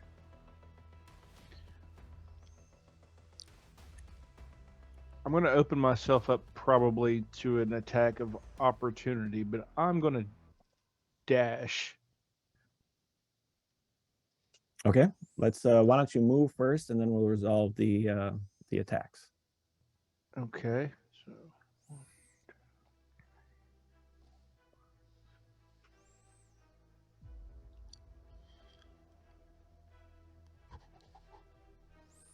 okay.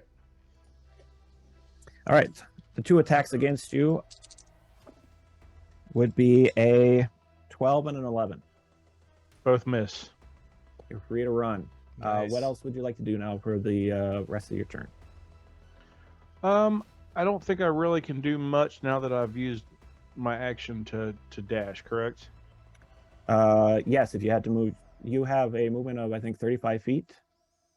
So I you have could 30, and then I dashed. 30? I can go up to 60 with.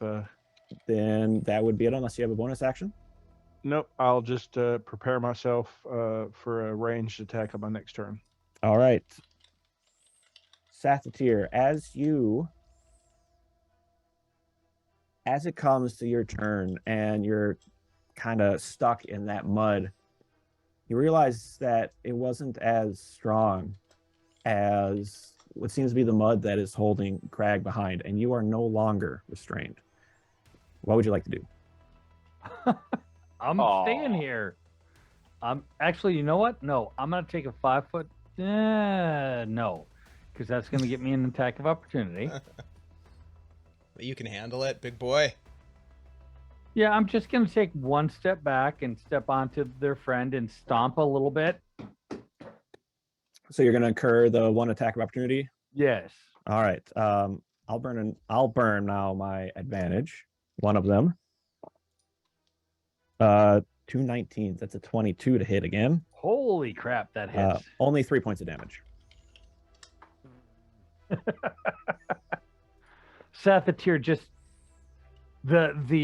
his face is just this grin that splits his pockmarked and scarred face, and he just is whirling his hammer around his head, and he comes down on the one to his right. Okay. With a no, he doesn't. He misses completely. What'd you roll? I rolled a 1. Oh, yeah, Total of yes, 7. you do. Yep. That mud that was all over you actually almost caused you to lose grip on your warhammer. You're able to rein it in and still hold on, but it got a little questionable for a second there. And I bring my shield up, and I'm basically looking over the top of my shield, just watching with the warhammer at the ready. All right, Krag, you are still restrained.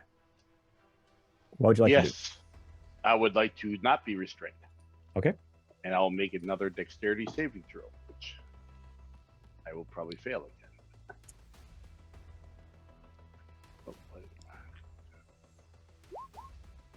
Oh, 11. Well, actually rolled it didn't mean to roll it twice, but it should be an 11, not the 12, and then another 1d4. 14.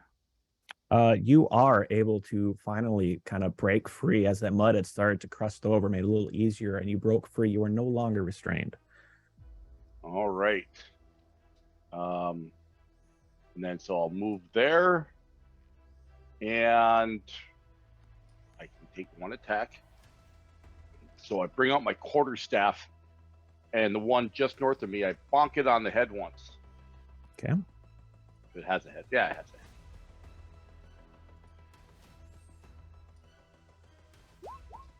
a head. Yeah. 25 to hit to plus bless. That definitely hits. So we'll do 6 points of bludgeoning to it. Please. All right. And it sounds good. Although it probably kind of sticks a little bit and it's like, but and then I stand guard and I look over at Cyrenthe and like, yeah, we got this. That's my turn. All right. I think we need to move over a bit. Ivana, what do you do? Ivana, seeing her friends still fighting off these mephits that are surrounding them, is going to fire off another twinned set of chaos bolts.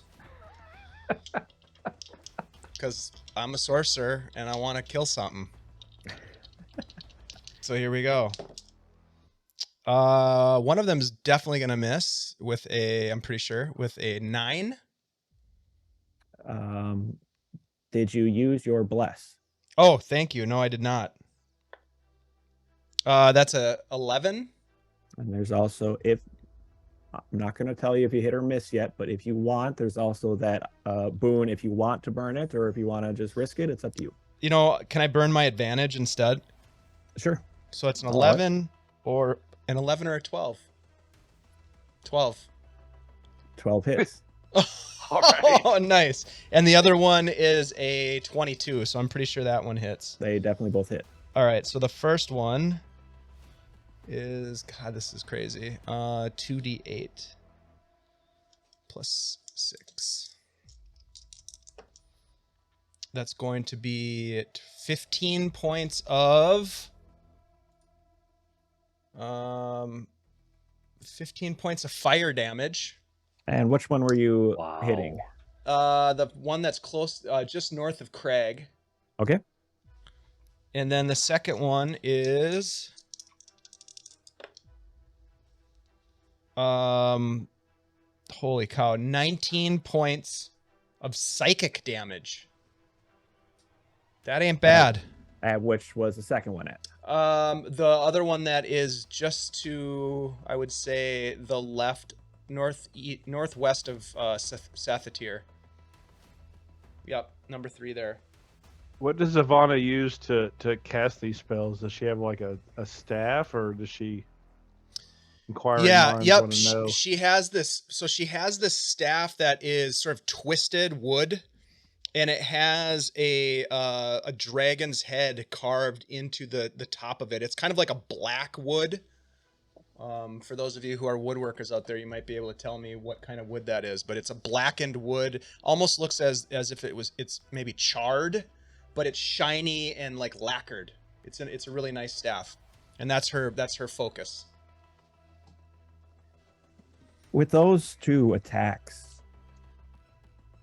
they definitely did some damage, and you do start to feel a few more eyes turn toward you in particular at this moment. But is there anything else you would like to do? Bonus action. They're still alive?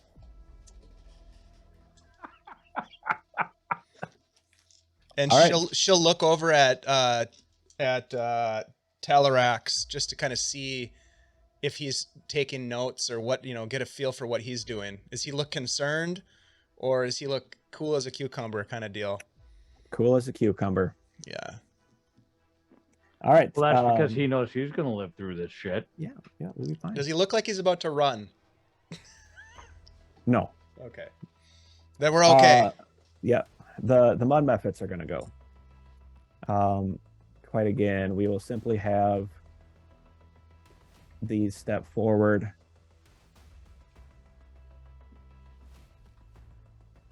This one, Ivana, charges straight at shit. you I didn't see that coming. and pulls up short as its friend rushes past it to get up to you.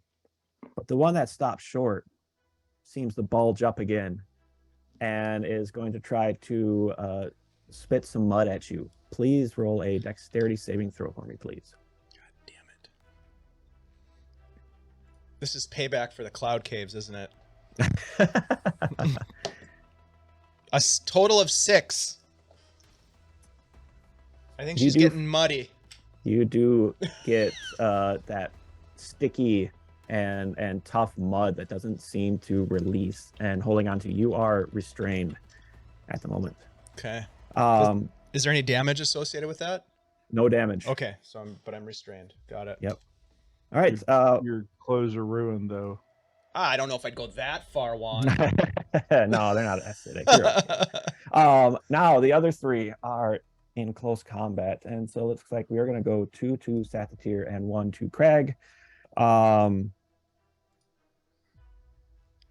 I'm going to burn 3 advantages here. Yeah. So that Yes, everyone you should. Doing it.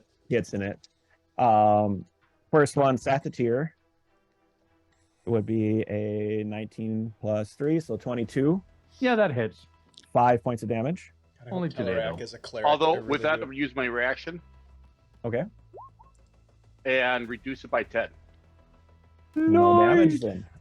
So what do you do to? So yeah, so intercept I this? as that guy's coming over to whack at it, it looks serious, but I just take my quarterstaff and I bash it away over his head because he's a dwarf and I'm taller. So I just bash it away over the head so he completely misses and goes flying by.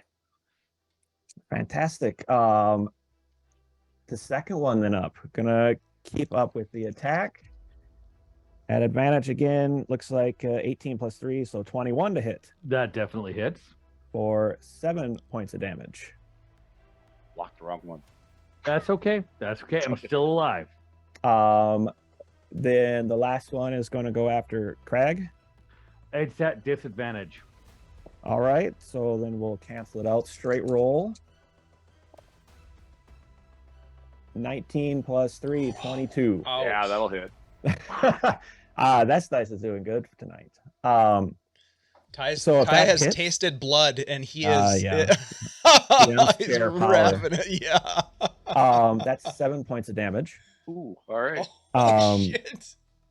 Now I know, obviously, it didn't defend the hit, but Cyrenthe, how did you try to protect I Krag? tried to move my shield up into its path to have it hit my shield instead, but because the breath weapon, the mud that has caked me, my shield slipped a little bit down my arm, and it allowed the mud mephit to reach forward and do its claw. I'm assuming claw attack. Yes. So I have to readjust as get my shield back into the position that it should be. Fantastic. Juan, it is your turn. You see the current state of the battlefield. What would you like to do? First thing I want to know is what's Telerex doing? Is he just observing? Is he just observing. standing and Taking notes. not participating? Nope. This Okay. is to be a daily life of some of the Gleaming Fang and to see how well you all handle it. Now we know All how right, we so- survived. So many Not well. tours. Yeah, exactly. Well, let them go. Oh, they're all dead. I'm running the fuck away.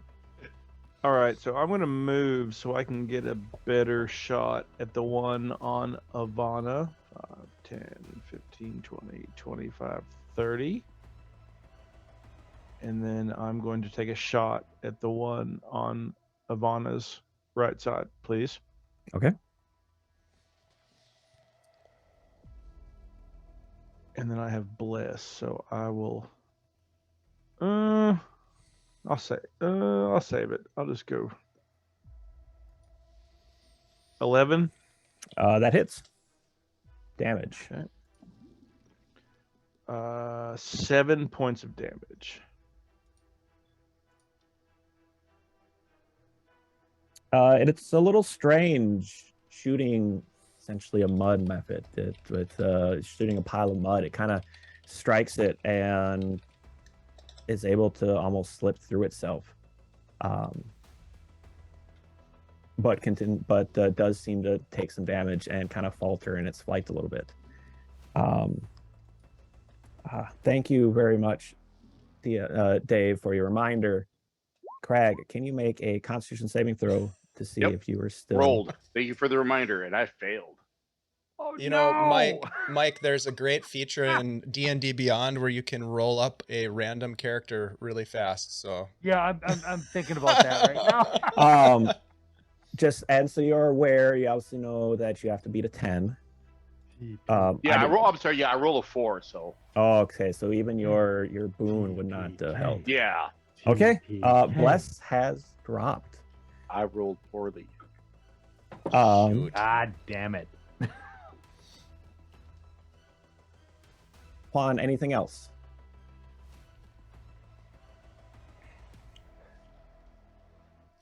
Run. Juan, anything else, or was that it for you? The one attack? You're on mute, Juan. No, I am preparing my next arrow and staying far enough away from the mud methods. All right, Sathatir. You have 2 on you at the moment. Sathatir reaches deep down into his soul, and as a moment, in just a moment of clarity, his body hardens as he uses his second wind to gain 1d10 plus 2 hit points. Wow. Nice. 12 hit points back. Nice. Are those shareable or? Unfortunately, no. Okay. Shit. And that is that an action? Is that a bonus action? I think that's a bonus action, so I won't be able to shield you, Craig. So you're on your own with that, unfortunately. But I got 2 on me, so I had to. No, do it it. makes sense. And your protection, I think, is a reaction, not a bonus action. You're right. It is. It's a reaction. Warhammer time. Tell me, DM, as far as the ones that are around me, which one is the most hurt? Which one looks the most hurt? Definitely the one off to your side. Right. So I swing the Warhammer above my head and come down towards it, and I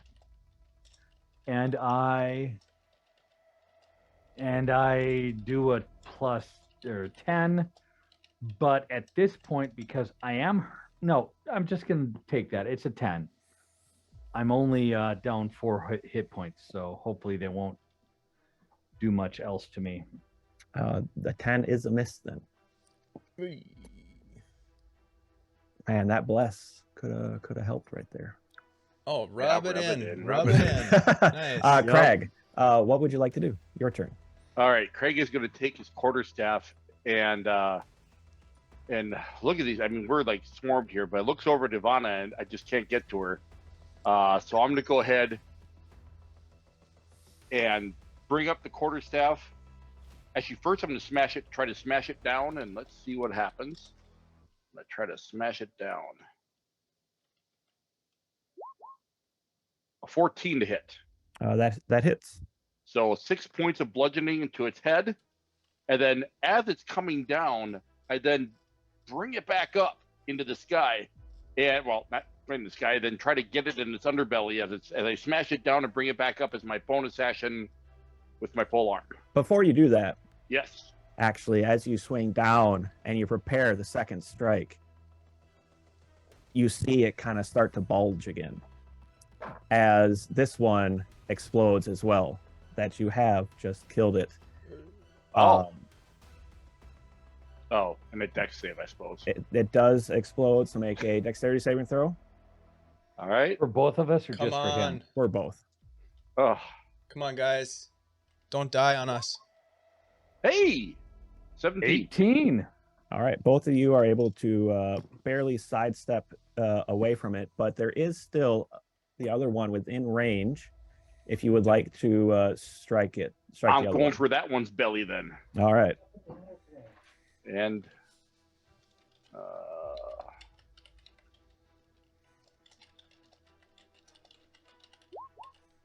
25 to hit.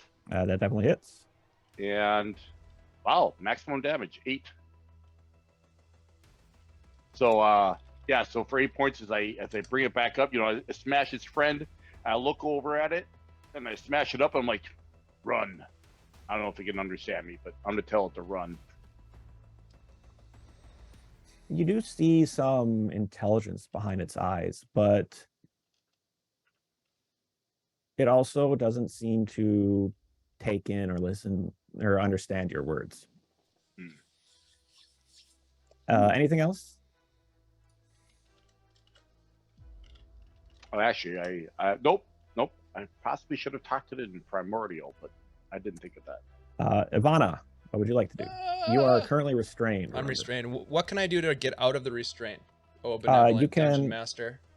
Why don't you burn your you can burn your bonus action and we'll say half your movement to attempt to break free, but it'll still let you have your action. Okay. So I will do that. What do I roll? A dexterity? Dexterity saving throw, yep. Oh boy. Oh boy. Just as a heads up to the chat, if you want, you can donate bits to give advantages to the players. Because we Or need the it. DM. Not Or the the DM. DM. You 'Cause the can. DM doesn't no, need to it. be fair, you can give it to the DM, but the DM is Still has doing- 8 is- left. he's doing just fine. All right, dexterity save. Here we go. That's cocked. That's a Can you use 19. bliss? The bless is not There up, is no but it doesn't bless. matter. You're free. Okay, I'm free, and Ivana is going to use the rest of her movement to move away, taking an attack of opportunity if that is what happens. I'll definitely take that chance. Okay. 12 to hit. Does not hit. Then you Nice. are free to run. She runs, dodging as it swings at her, and as she looks back, she is going to cast Firebolt at the one that took the swing at her. That's a 2 on the die, so that's only 8. That does not hit. So, hey, thanks, Minnesota Muse. We each get an advantage. Thank you so much, Ashley, for need giving that. it, We Ashley, need it. Thank you. Thanks for helping them. Yep. So yeah, totally misses, but she manages to get away and run, which is good. All right. I'm assuming that is the end of your turn, Yes. and it is back to the mud mephits. The two on Cyrenthe are actually going to continue striking him. Of course they are. Both of you were not restrained, but they'll just take standard attacks. 21. That hits. It'll be for 6. And that one I will go ahead and once again bring over. I think in this case, because I just got smashing that other one, this time I'm going to use my shield to bring it over and see what I can do to protect my ally here. And it would help if I go back to my sheet.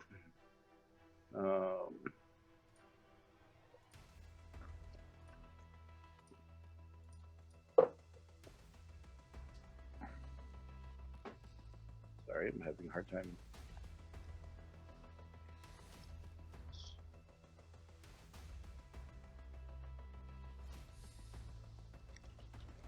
Finally. All right. Now I reduce it by 9. Then no Awesome. damage is taken at all. The second one will strike. Only a 13 to hit. That misses completely. These other two off to the side, one shall continue to give chase to Ivana, but is unable to in its rush to get over, unable to actually recover enough strength to strike again, but this one here will try to attack Juan for 14 to hit 14 hits. for 2 points of damage. And then it is your turn. Juan, it is your turn, Juan. All right. The one in front of me, is it close enough? Would it be disadvantage for a ranged attack? Yes, it would.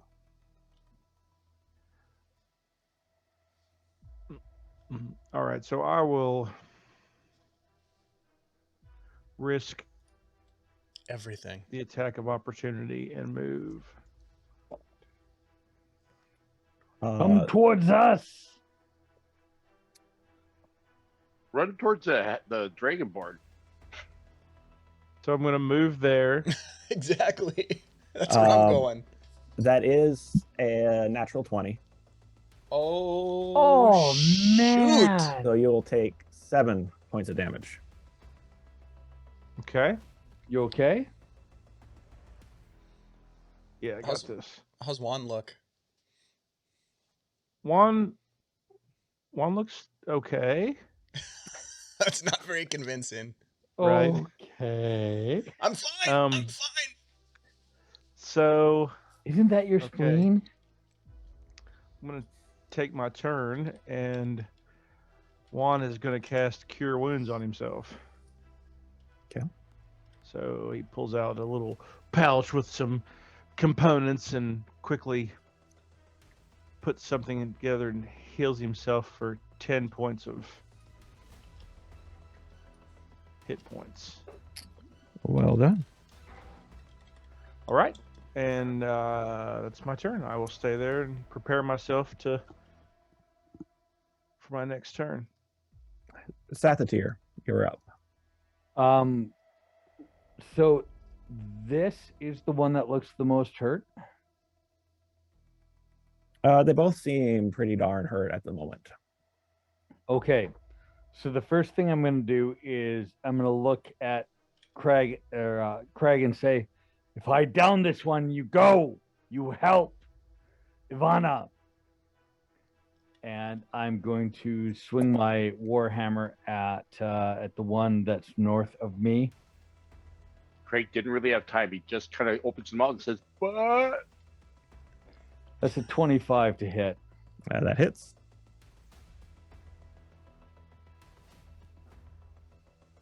Seven points of damage. As you have seen before, you retract your warhammer and you kind of prep your shield for what you know is to come. Please make a dexterity saving throw, please, as it explodes. And that was the one to the north, right? So it gets me too. Yeah. The one was it to the north? It was the one to the north. All right. Yep. Then both of you. Yep, that's what I was worried about. 7. So I 18. failed. Cool. You go. As I'm splattered with mud and caked in that crap. Is that the end of your turn then? Bonus action, try to break? No, I can't break free yet. No, Not this turn. that's the end of my turn. Yep. All right. Actually, wait. I gotta look at something. I'm going to actually make use of 2-weapon fighting this time. Okay. Because I can. And I'm going to shield bash. Can we do that in 5e? For the You can do a flavor of the shove. attack, I'll say yes, because we're doing flavor. Essentially, Unarmed- you're unarmed doing. strike? So you can do your. I think it almost seems like. You know what? For this, I'll allow it. Cool. For this specific moment, 12 to hit. that hits. Nice. As injured as it was, 5 damage. Whap! it explodes as well. Nice. So I'm doubly caked in mud. Luckily, you were in the way. It exploded, Yeah, and that you one didn't would get me. You won't be. You're not harmed. You're not in that way. So my call out is again to Krag to go and protect Ivana. Hearing that, Ivana, it is your turn. Okay, so she's got one of these creatures on her. Correct. All right, so using her last spell slot, she is going to twin a Chaos Bolt. Nice. Yeah, pretty nice. Let me just double check to make sure I can do that. Because I have the feat that lets me. There we go. All right, so at the first one, that's going to be pretty good. That's a 24 to hit. Okay. Let me just make sure that I have that table up. Chaos table. There we go. Gotta love the chaos. Chaos is her business, and yeah. business is good. Business is good. That is a 13 points of damage, and that is going to be cold damage. Okay. And then the second one was an 18 to hit, Hits. and that is going to be 14 points of cold damage. Okay. Perfect. Sounds good. And then she's going to use her movement, because she's not restrained, correct? So she is going to run, take an attack of opportunity if necessary, 5, 10, 15, 20, 25, 30, towards the Dragonborn. I will take an attack for 19 to hit. That one is going to hit, just barely. You take 2 points of damage. 2 points of mud damage. There's some rocks in there that are actually like claws to dig in and scratch you. Ouch. Ah! As she runs. Damn it. Yep. Anything else? Bonus action, she's going to come in for the high five to the Dragonborn. We're killing it, right? He takes totally a moment- leaves you hanging too. He You go looks to, up like, at do it. you and looks back down and scribbles a note. Oh, he's a tough one. He leaves Ivana hanging. You're like, high five. Anything else? No, that's the end of my turn. Awesome. At this point, to kind of speed along the story a little bit, you guys, it was a surprisingly difficult fight, a little unexpected, but the last two you're able to nearly dogpile to just charge in and attack, especially Krag and Cyrenthe are charging in, and you are able to defeat the last of the mud methods. Nice. At that, as you're all kind of taking a bit of a breather,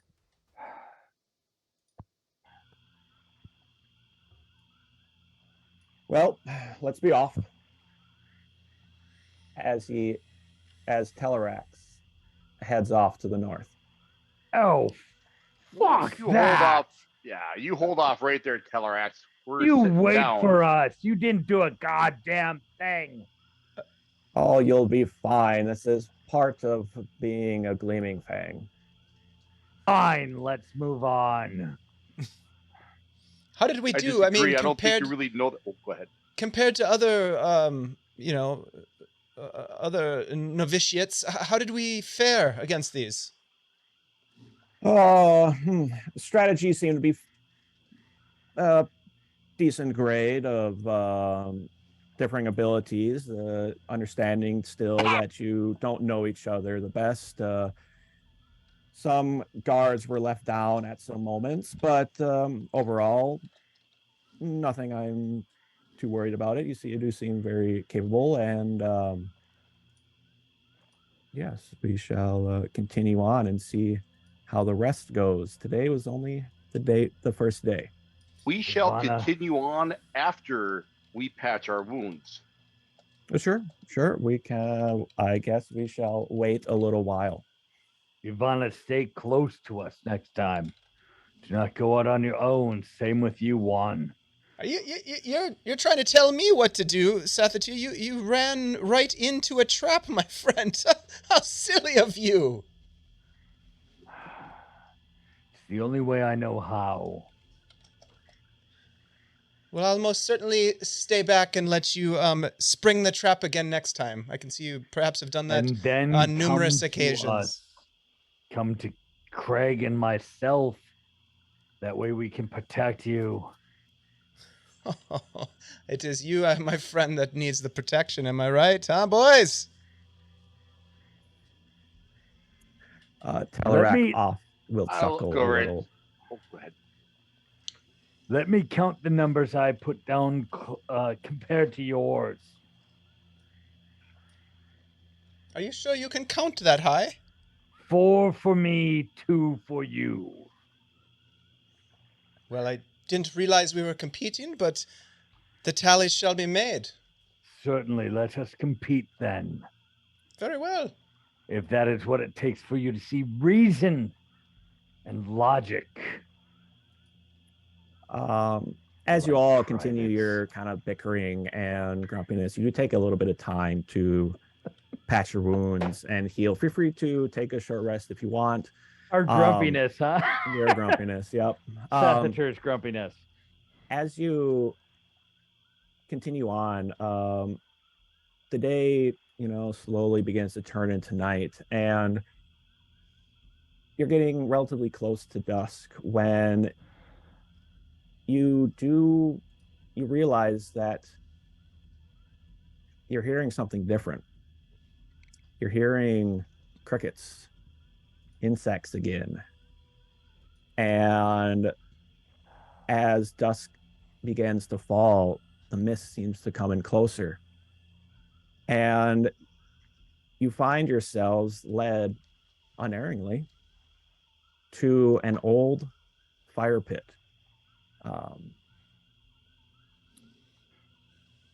Butted up maybe 10 feet away from some trees that have begun to dot the landscape around you. And here, Telerak begins setting up a camp, preparing, an evening meal, prepping tents if you so wish, care to have them. I'll Tents take would be first nice. watch. Ty, And as you do- curious continue. on the map here, whereabouts do you think we made it to roughly in a day's journey? You are at the edge of the marsh. It's like in this is. area? Yes, sorry, I can. Essentially, you're right on the edge. Okay. Still close to the cliffs, clearing, essentially making sure that the path is still clear. As you prepare to bed down for the night, you may take your watches. Telerak offers to take the middle watch if anyone cares to, either be with him or care to rest yourselves. You did spend quite the long day walking. Would you care to set any watches, or you obviously want to set watches, but who paired up? Do you want to let him be alone? If he's going to take first watch, I'll take second. I'll take second. Well, no, that doesn't make sense. You can. No, you can I have was multiple gonna say- people if you want. Well, I know. I was just thinking. I think I would pair up, maybe with Juan, if that's all right. Well, are we going to Yeah. pair up or are we going to do individual? Because, quite frankly, Juan and Ivana need to have a full 8 hours of rest. We could, if you four wanted to pair off and Telerak be at his own watch, you could still get your full night's rest and recovery, because you won't be moving and expending a lot of energy. So if that's what you want, you can do that. Yeah, that sounds great. That sounds good. Yep. All right. So do Krag, it that Krag way. and Juan and Sathatir and Ivana. Yeah. Sounds good. All right. Well, we'll just fast track this a little bit. Dinner, nothing terribly, fancy. Fills you up. Staying close to the fire will minimize some of the some of the bugs that are obviously around in the area. And you all kind of drift off to sleep.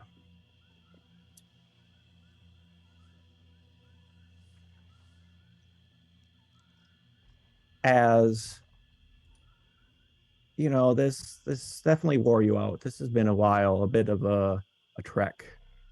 Some of you more tired than the others. You sleep quite well. But after only what seems like a few minutes, you hear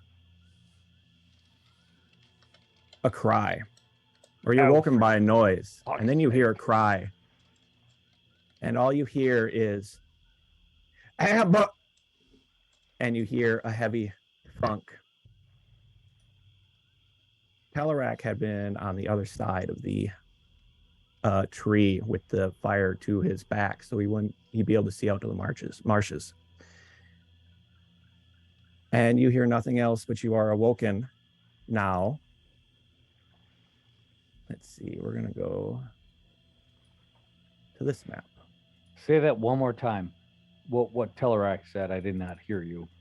You heard a thunk of something near you to kind of awaken you. And then you hear, as you're kind of focusing, you hear Amber. And that's as far as he gets. Oh, for God's sakes. He's perfectly worthless, that Telerax.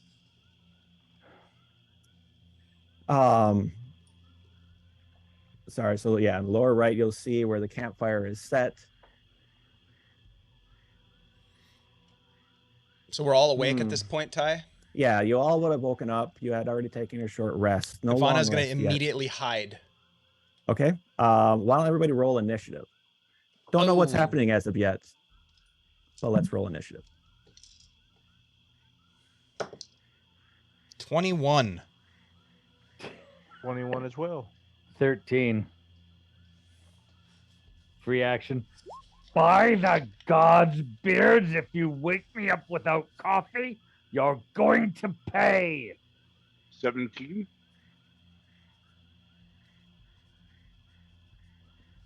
How much rest have we been able to gather here? None. Jesus, Maybe really? an hour. It's unsure. What you do gather, though. I'm going to use a hit die if that's all right. We did a short rest. Yep. Okay.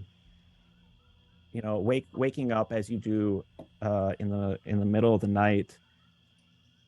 It's strange seeing the blue moon, Nylir, nearly full, maybe a few days away from being full, casting a blue kind of haze through the fog.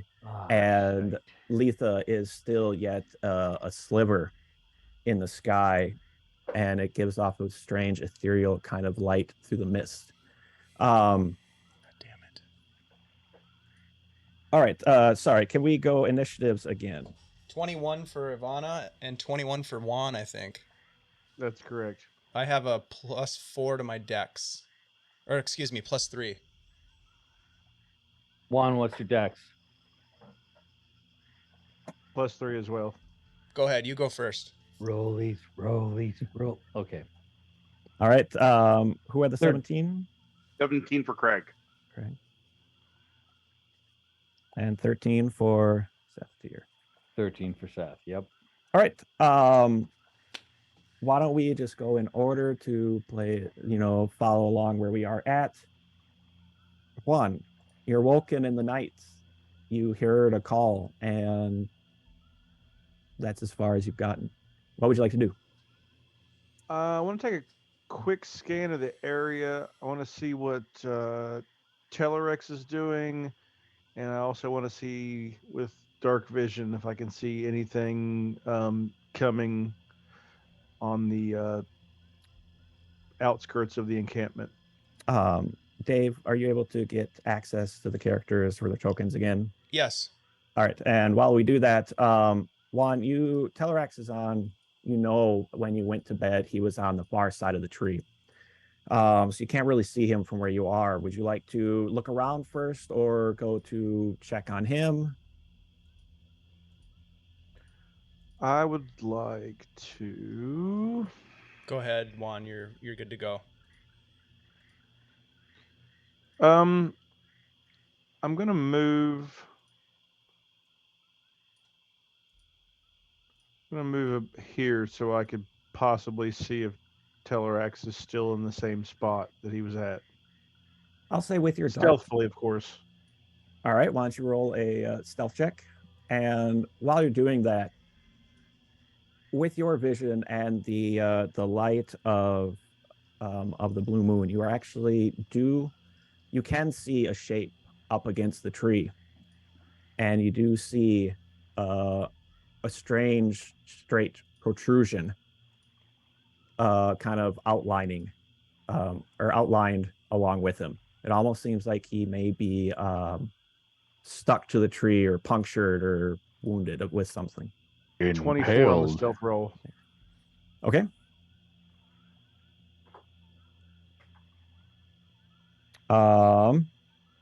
Ivana, there is still enough light where you don't have to worry about not having dark vision with the brightness of the moon, so don't worry about that. Okay. She is going to sneak into the undergrowth and try to hide and stealthily move to where she might be able to see what happened to Telerak.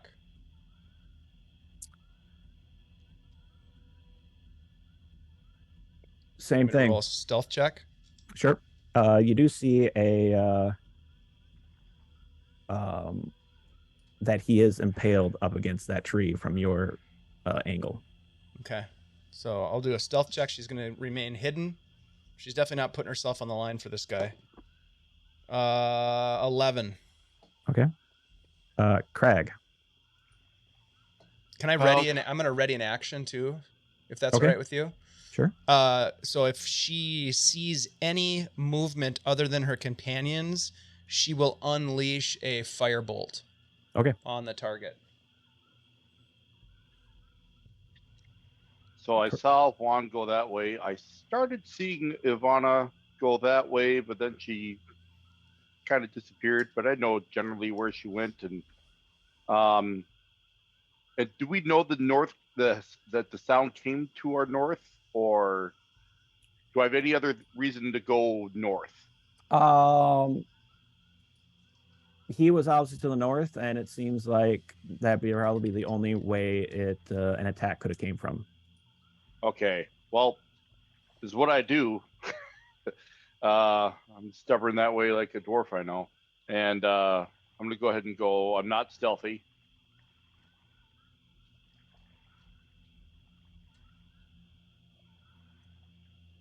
And would I see him from here? Yes. He looks unmoving. Yeah. So I'm going to finish my movement right next to him. And I know that something could very well come out, so I am going to cast Shield of Faith and dodge. Okay. Wait. Can I probably can't even see them to cast Bless. No, I'll just do Shield of Faith. All right.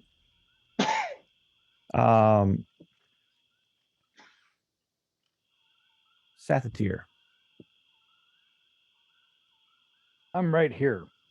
I moved right in front of him. And I look back, and as a free action, I say, "Wake the fuck up!" And I've got my shield and my warhammer in hand, and I'm just looking out with my dark vision to see if I can see anything within 60 feet. I don't think he's waking up. Doesn't seem to respond. At this time, you're all kind of looking around and wary. You hear another sound coming from the marshes. Sounds like broken weeds. From the north? From the north, yep.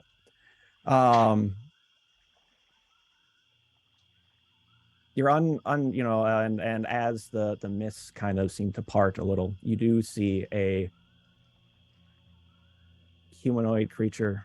Someone seemed to be walking toward you, and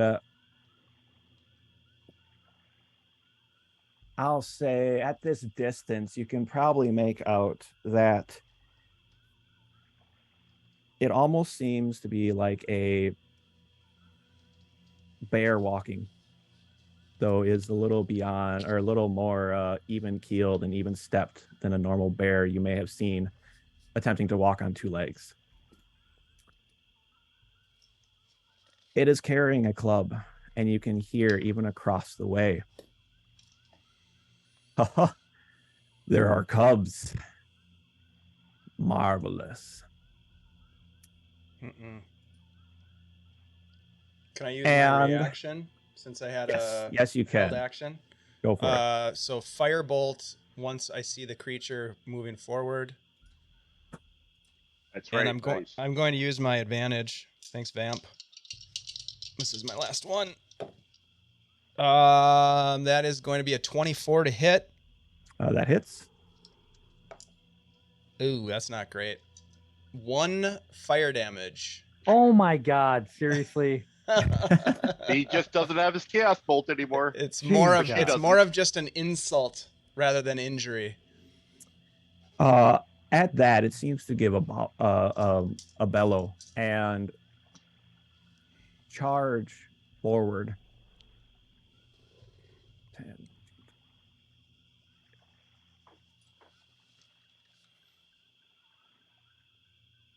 Nearly reaching Cyrenthe as Jesus. he's still charging toward you. Juan, what do you do? I am no yeah. cub. Yeah, Juan, what do you do?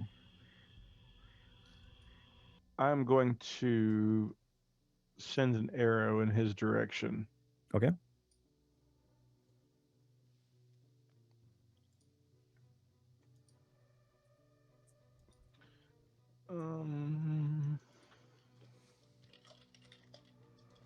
Natural 20, 27 to hit. Wow. All right. Wow, nice. Good timing for one. Nice. Oh my God! Thank you. So that's doubled. So, oh, that's terrible. 6 points of damage. All right. Anything else? I'm gonna move up a little closer, and then prepare another arrow and wait. Okay. Ivana.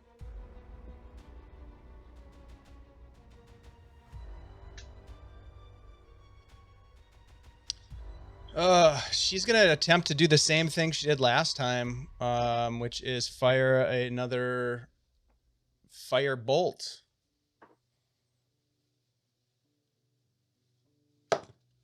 There we go. That's better. That's 24 to hit. Although That it was the hits. damage that got me last time, wasn't it? Yeah, it was. Oh, that's much better. 9 fire damage. Yay! As a mote of fire flies across the clearing and blasts into whatever the creature is. Well Burnt bear. done. Krag. Krag Let's- looks at his friend Cyrenthe and yeah, now we're friends. Anyways, We definitely we It's were about to time, begin guys. with. yeah. Flank it. Let's do it. Well, and I'm almost thinking that maybe we want to even just get on the other side of this, so we don't get an arrow to our backs or a flame to our legs. But I'm going there. I'm no longer going to be dodging, and I'm gonna take this bear and, I'm kind of using my shield as I'm moving around it, using my shield there, and then coming across and smacking it down on its knee. And let's see what that does. Knee attack. Tanya Harding. 14 to hit. That hits. Awesome. Nice. 7 points of bludgeoning as I smack it down on its knee. And then I take the other end and I smash it down into its foot. Oh yeah.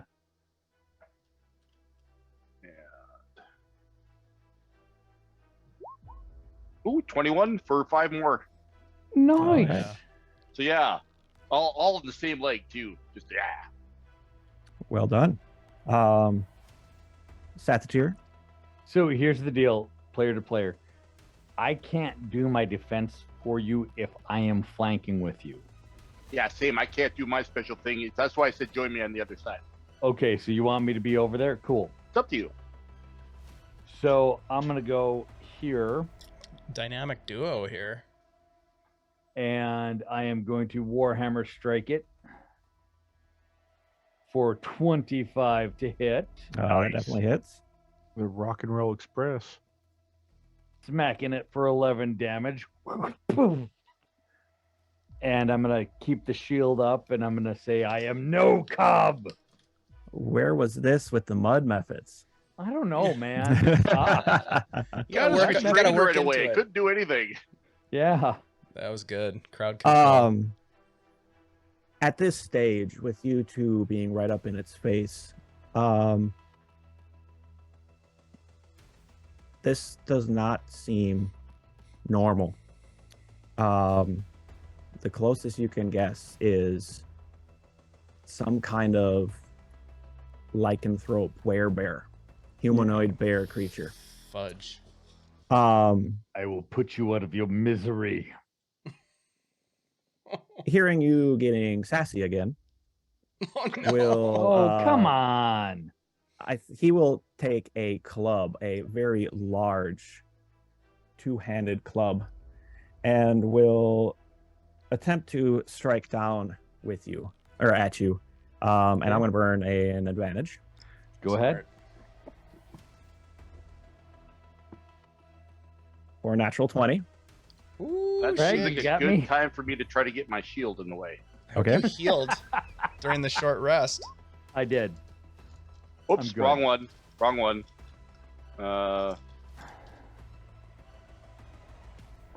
I'm like 24. How did I reduce it by 24? But I will reduce it by 11. Wow. Nice. I love it. Two So it would have melee. been 15, so you're down to 4 points of damage taken. Nice. I love having two melee classes that both are defensive. Protectors, yeah. Yep.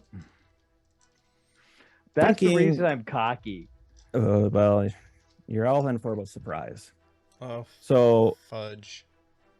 focused entirely on this one. At the last second, Mm-mm. Juan, you hear a bit of brush snap behind you Oh, God, no. as something is has snuck up on you and is going to as you kind of get a glance out of the corner of your eye before it strikes you, this one looks like a werewolf, more lupine, but still standing on two legs, and instead of claws, they seem to be holding a pair of tonfas. Essentially, they're blunt instruments used in close range combat. And with an unexpected intruder behind you, will actually make an attack on you with advantage.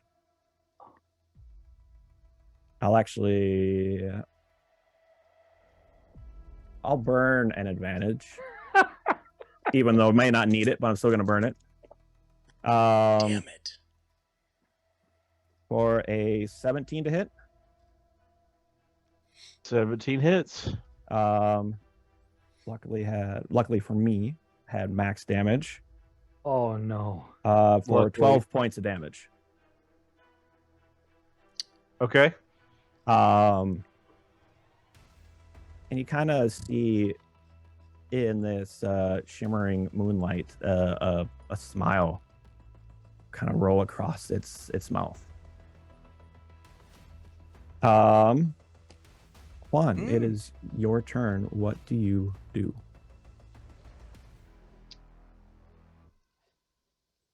Come here.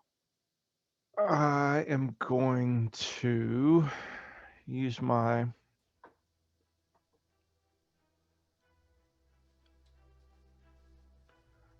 last spell slot and cast Cure Wounds on myself again. Oh. Stay alive. For Oh. 11, recover 11. And then, may I move? Of course. What? Run away. Run away. 25, 30. Okay. Uh, Come running on, will go for incur Dragonborn. the attack of opportunity, and I'm gonna keep earning more advantages.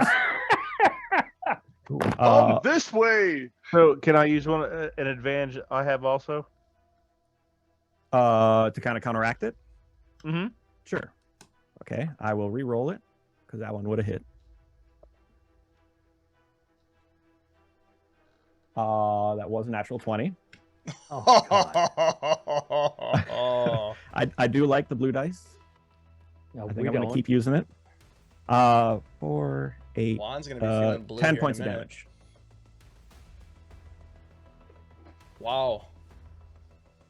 It's a good thing you used that healing spell. Yeah, It's because still I'd have up, been Juan? dead.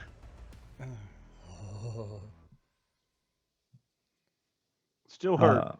2 melee guys with protection up here. Ivana, I think you are up. Yep. Ivana's turn. She is going to race up to the tree here. Take a look at the Dragonborn. Is he dead? Is he dying? Is he... Why don't you make a medicine check? Okay. I mean, this is just a very quick look. Yeah, I don't yeah, want to yeah, use. yeah. I don't want to No use my worries. full action. You Okay. won't. Cocked. 19.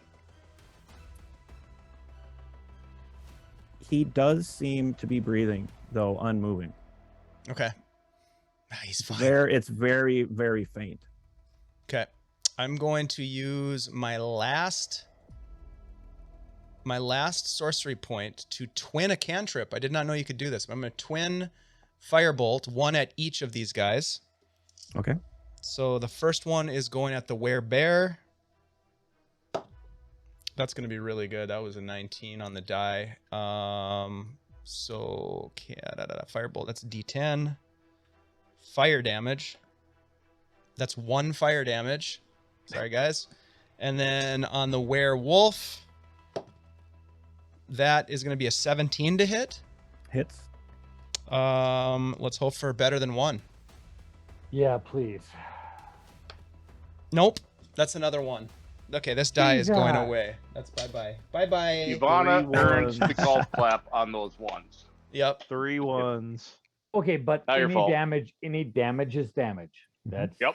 I mean, you that's what we gotta tell look at it that way. ourselves. Yep. Krag, Bad dog. your turn. All right. Seeing that thing, seeing Juan go running by, it's like, whoa. And I'm going to try to get a little closer.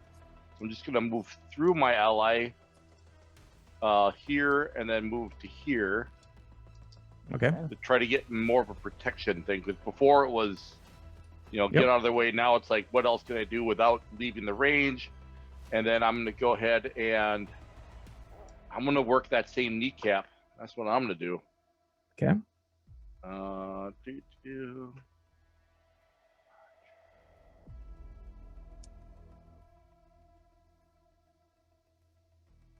it roll? Doesn't look like it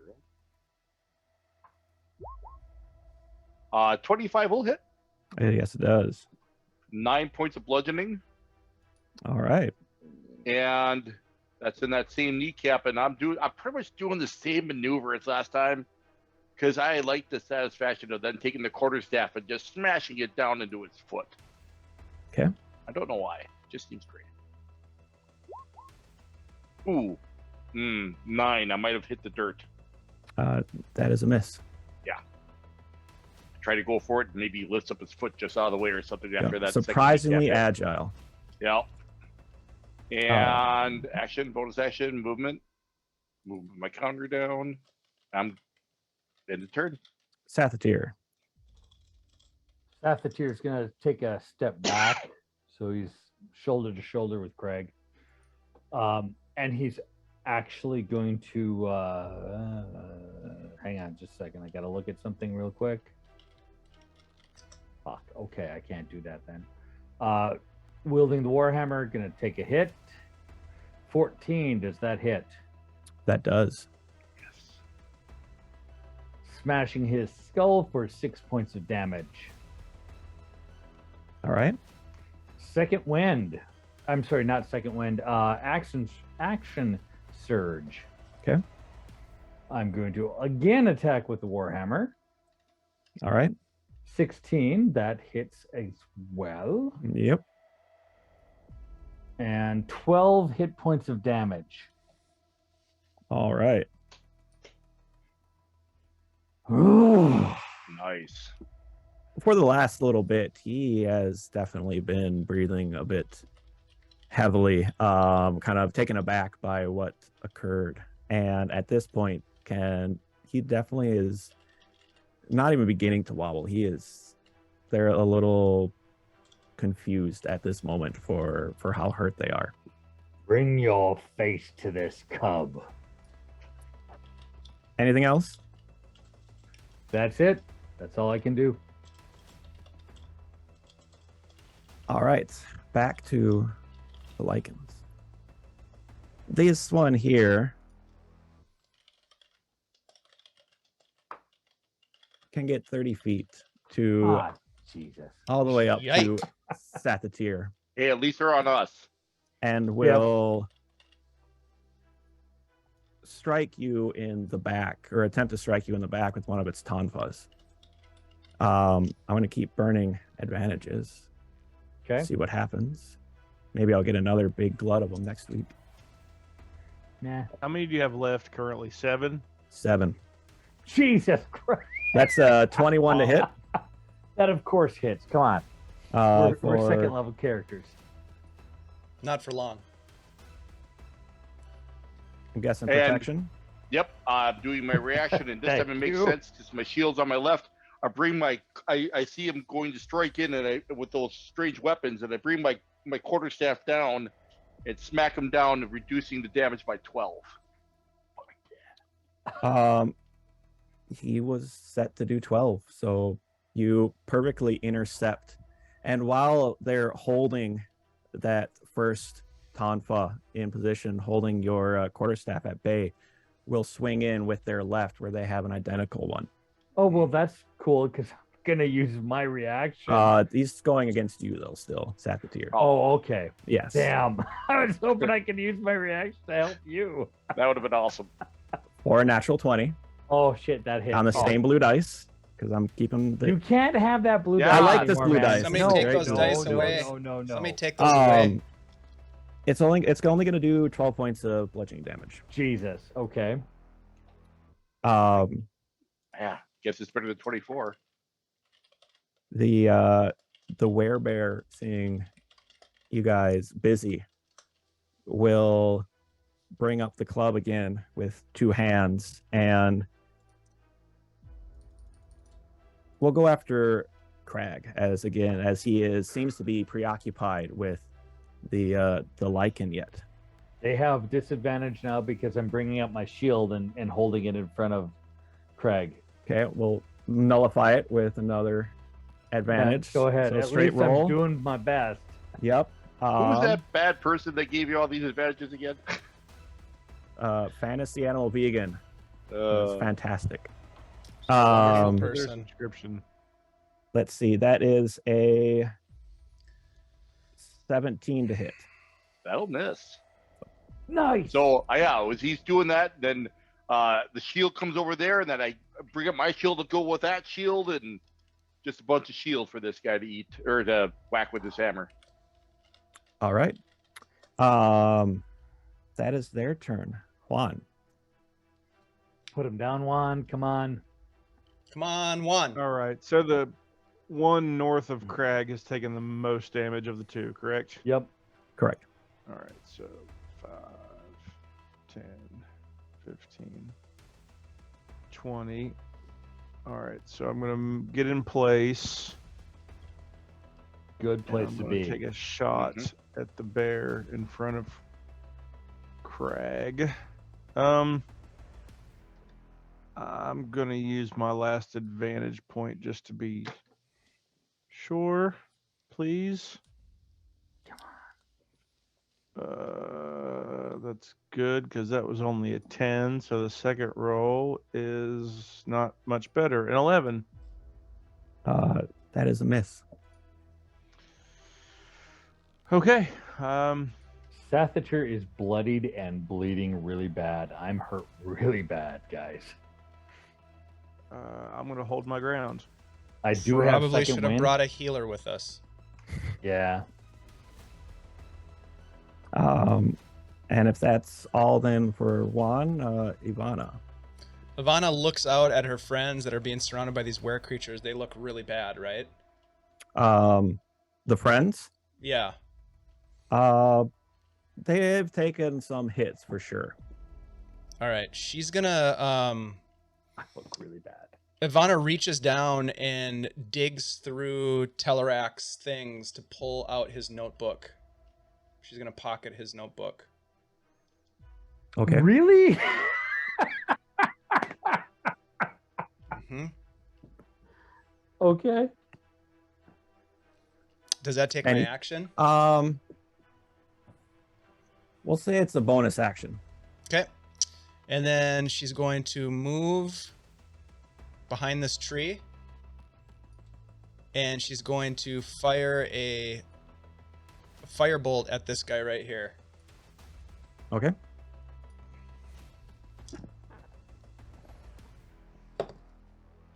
That's only a 12. That misses. And then she's going to use the rest of her movement to continue to back away. Roll a wisdom save for me, please. Okay. This should go well. 15?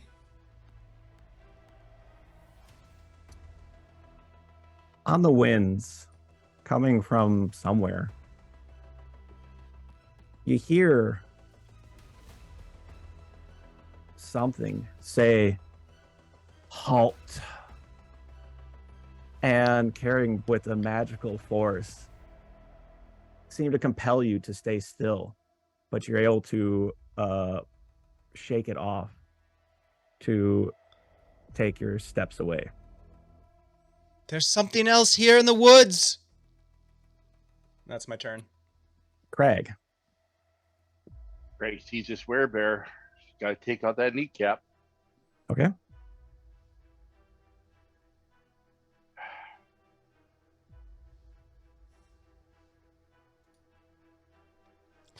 This could be it, guys. Yeah.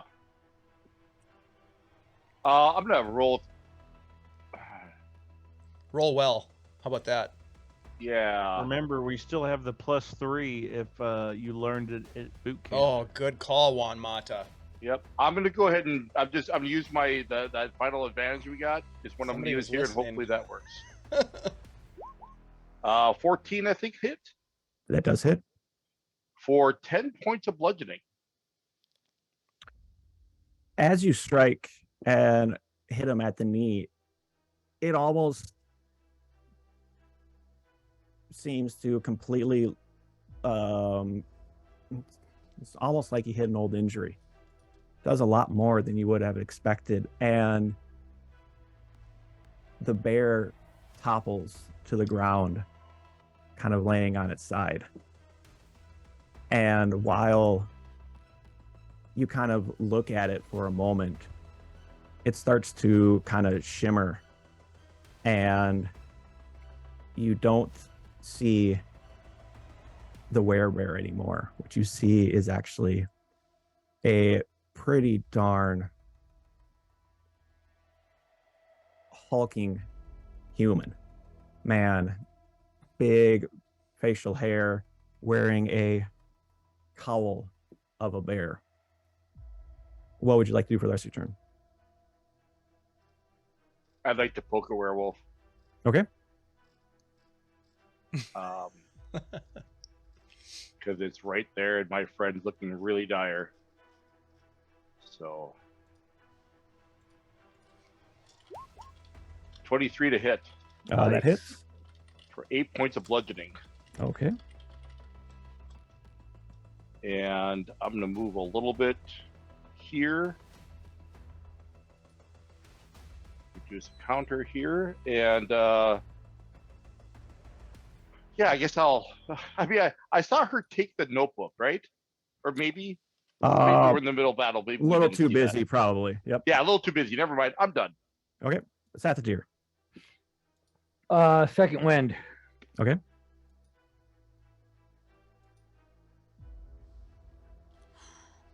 Big roll, big roll. Nope. 5. Something. Yep. And then I am going to Warhammer's face. Okay. 22 to hit. That hits. 6 damage. Okay. And that's my turn. Coming up to the Ty, which one went down? the bear. Got it. Let's see. Yeah. All right.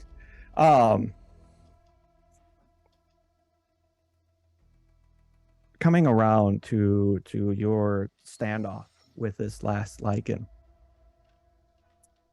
you start hearing a chuckle.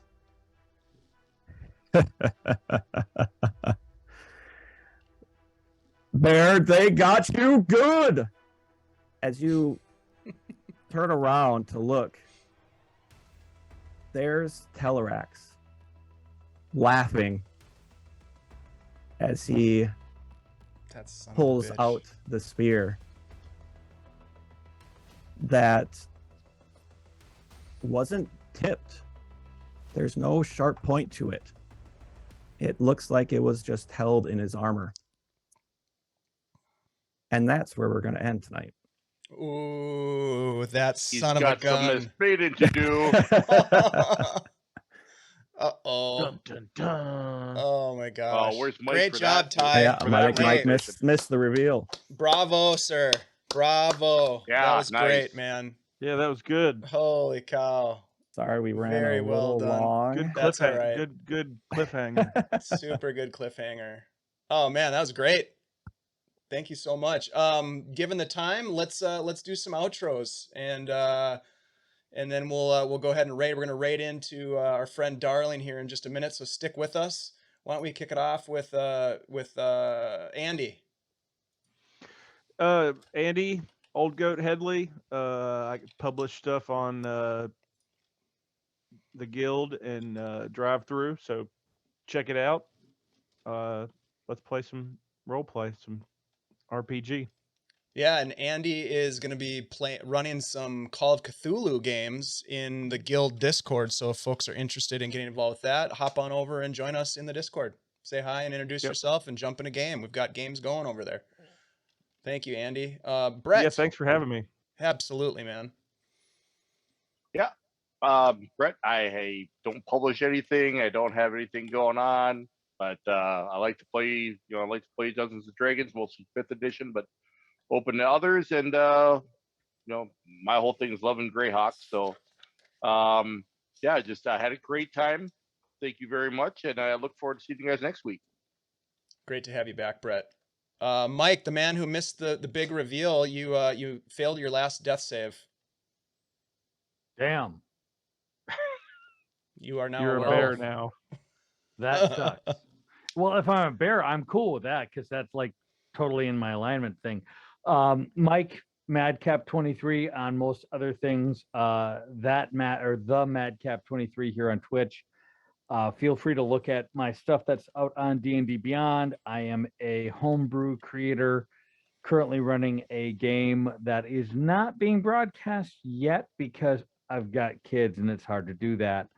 But otherwise, you can reach out to me on Discord, on D&D Beyond, or on Twitch. And if you want to talk about D&D, anything like that, I've been doing this since first edition was published. Like the actual original box, not the red box that a lot of people came in on. So basically, you're telling us how old you are. He's an old man, and he's, I'm- and he's still playing games. I'm freaking ancient in some people's opinions. Well, we're glad to have actually you. still have It's the way I still past have your the yellow bedtime. dice. Hang on, Oh, nice. hang on. I just want to say again. I still have Do the you get original yellow discounts dice. at McDonald's when you buy your coffee? Not yet. That's in Right. 3 years. Oh, wow. 5 All right, years. let's pass it over to DM Taithalonos, the man who created this crazy world that wants to kill us all. No, nothing wanted to kill you. Really. Well, some things did. But yeah, Taithalonos on Twitch and Twitter. I want to just thank a couple people first, like, of course, the players for joining in on this, and we'll see what happens next week. Dave for giving the opportunity and pushing me to jump into this head first. And a special shout out actually to my first ever DM who was watching tonight. If you see him in the chat, was Novicius, cousin of mine. He was the one who got me hooked on this. And Nice.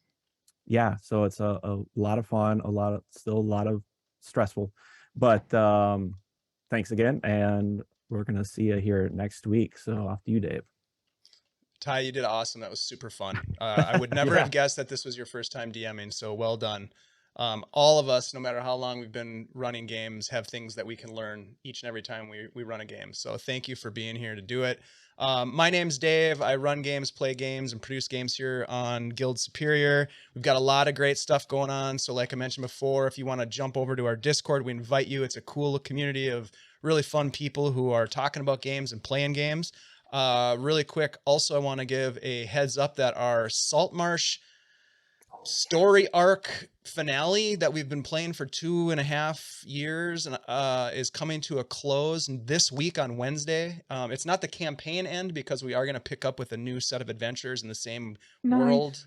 But this broad long-term story arc is coming to an end. So please come over and join us if you haven't already. The best way to support the channel, of course, is to either follow or subscribe. So please give that a thought. And we're going to go ahead and do a raid over to Darling Creepshow, who has played with us in a Viking Death Squad game before and is going to be coming back for another run in a brand new game that's going to be put on here at the Guild Superior channel. So join me in raiding our friend Darling Creepshow, and we will see you all next time. Thank you so much for being here. Ty, awesome, dude. That was really great. Yeah, See you, awesome job, everybody. Ty. Yeah, that was really, Yeah, really thank you so fun. much.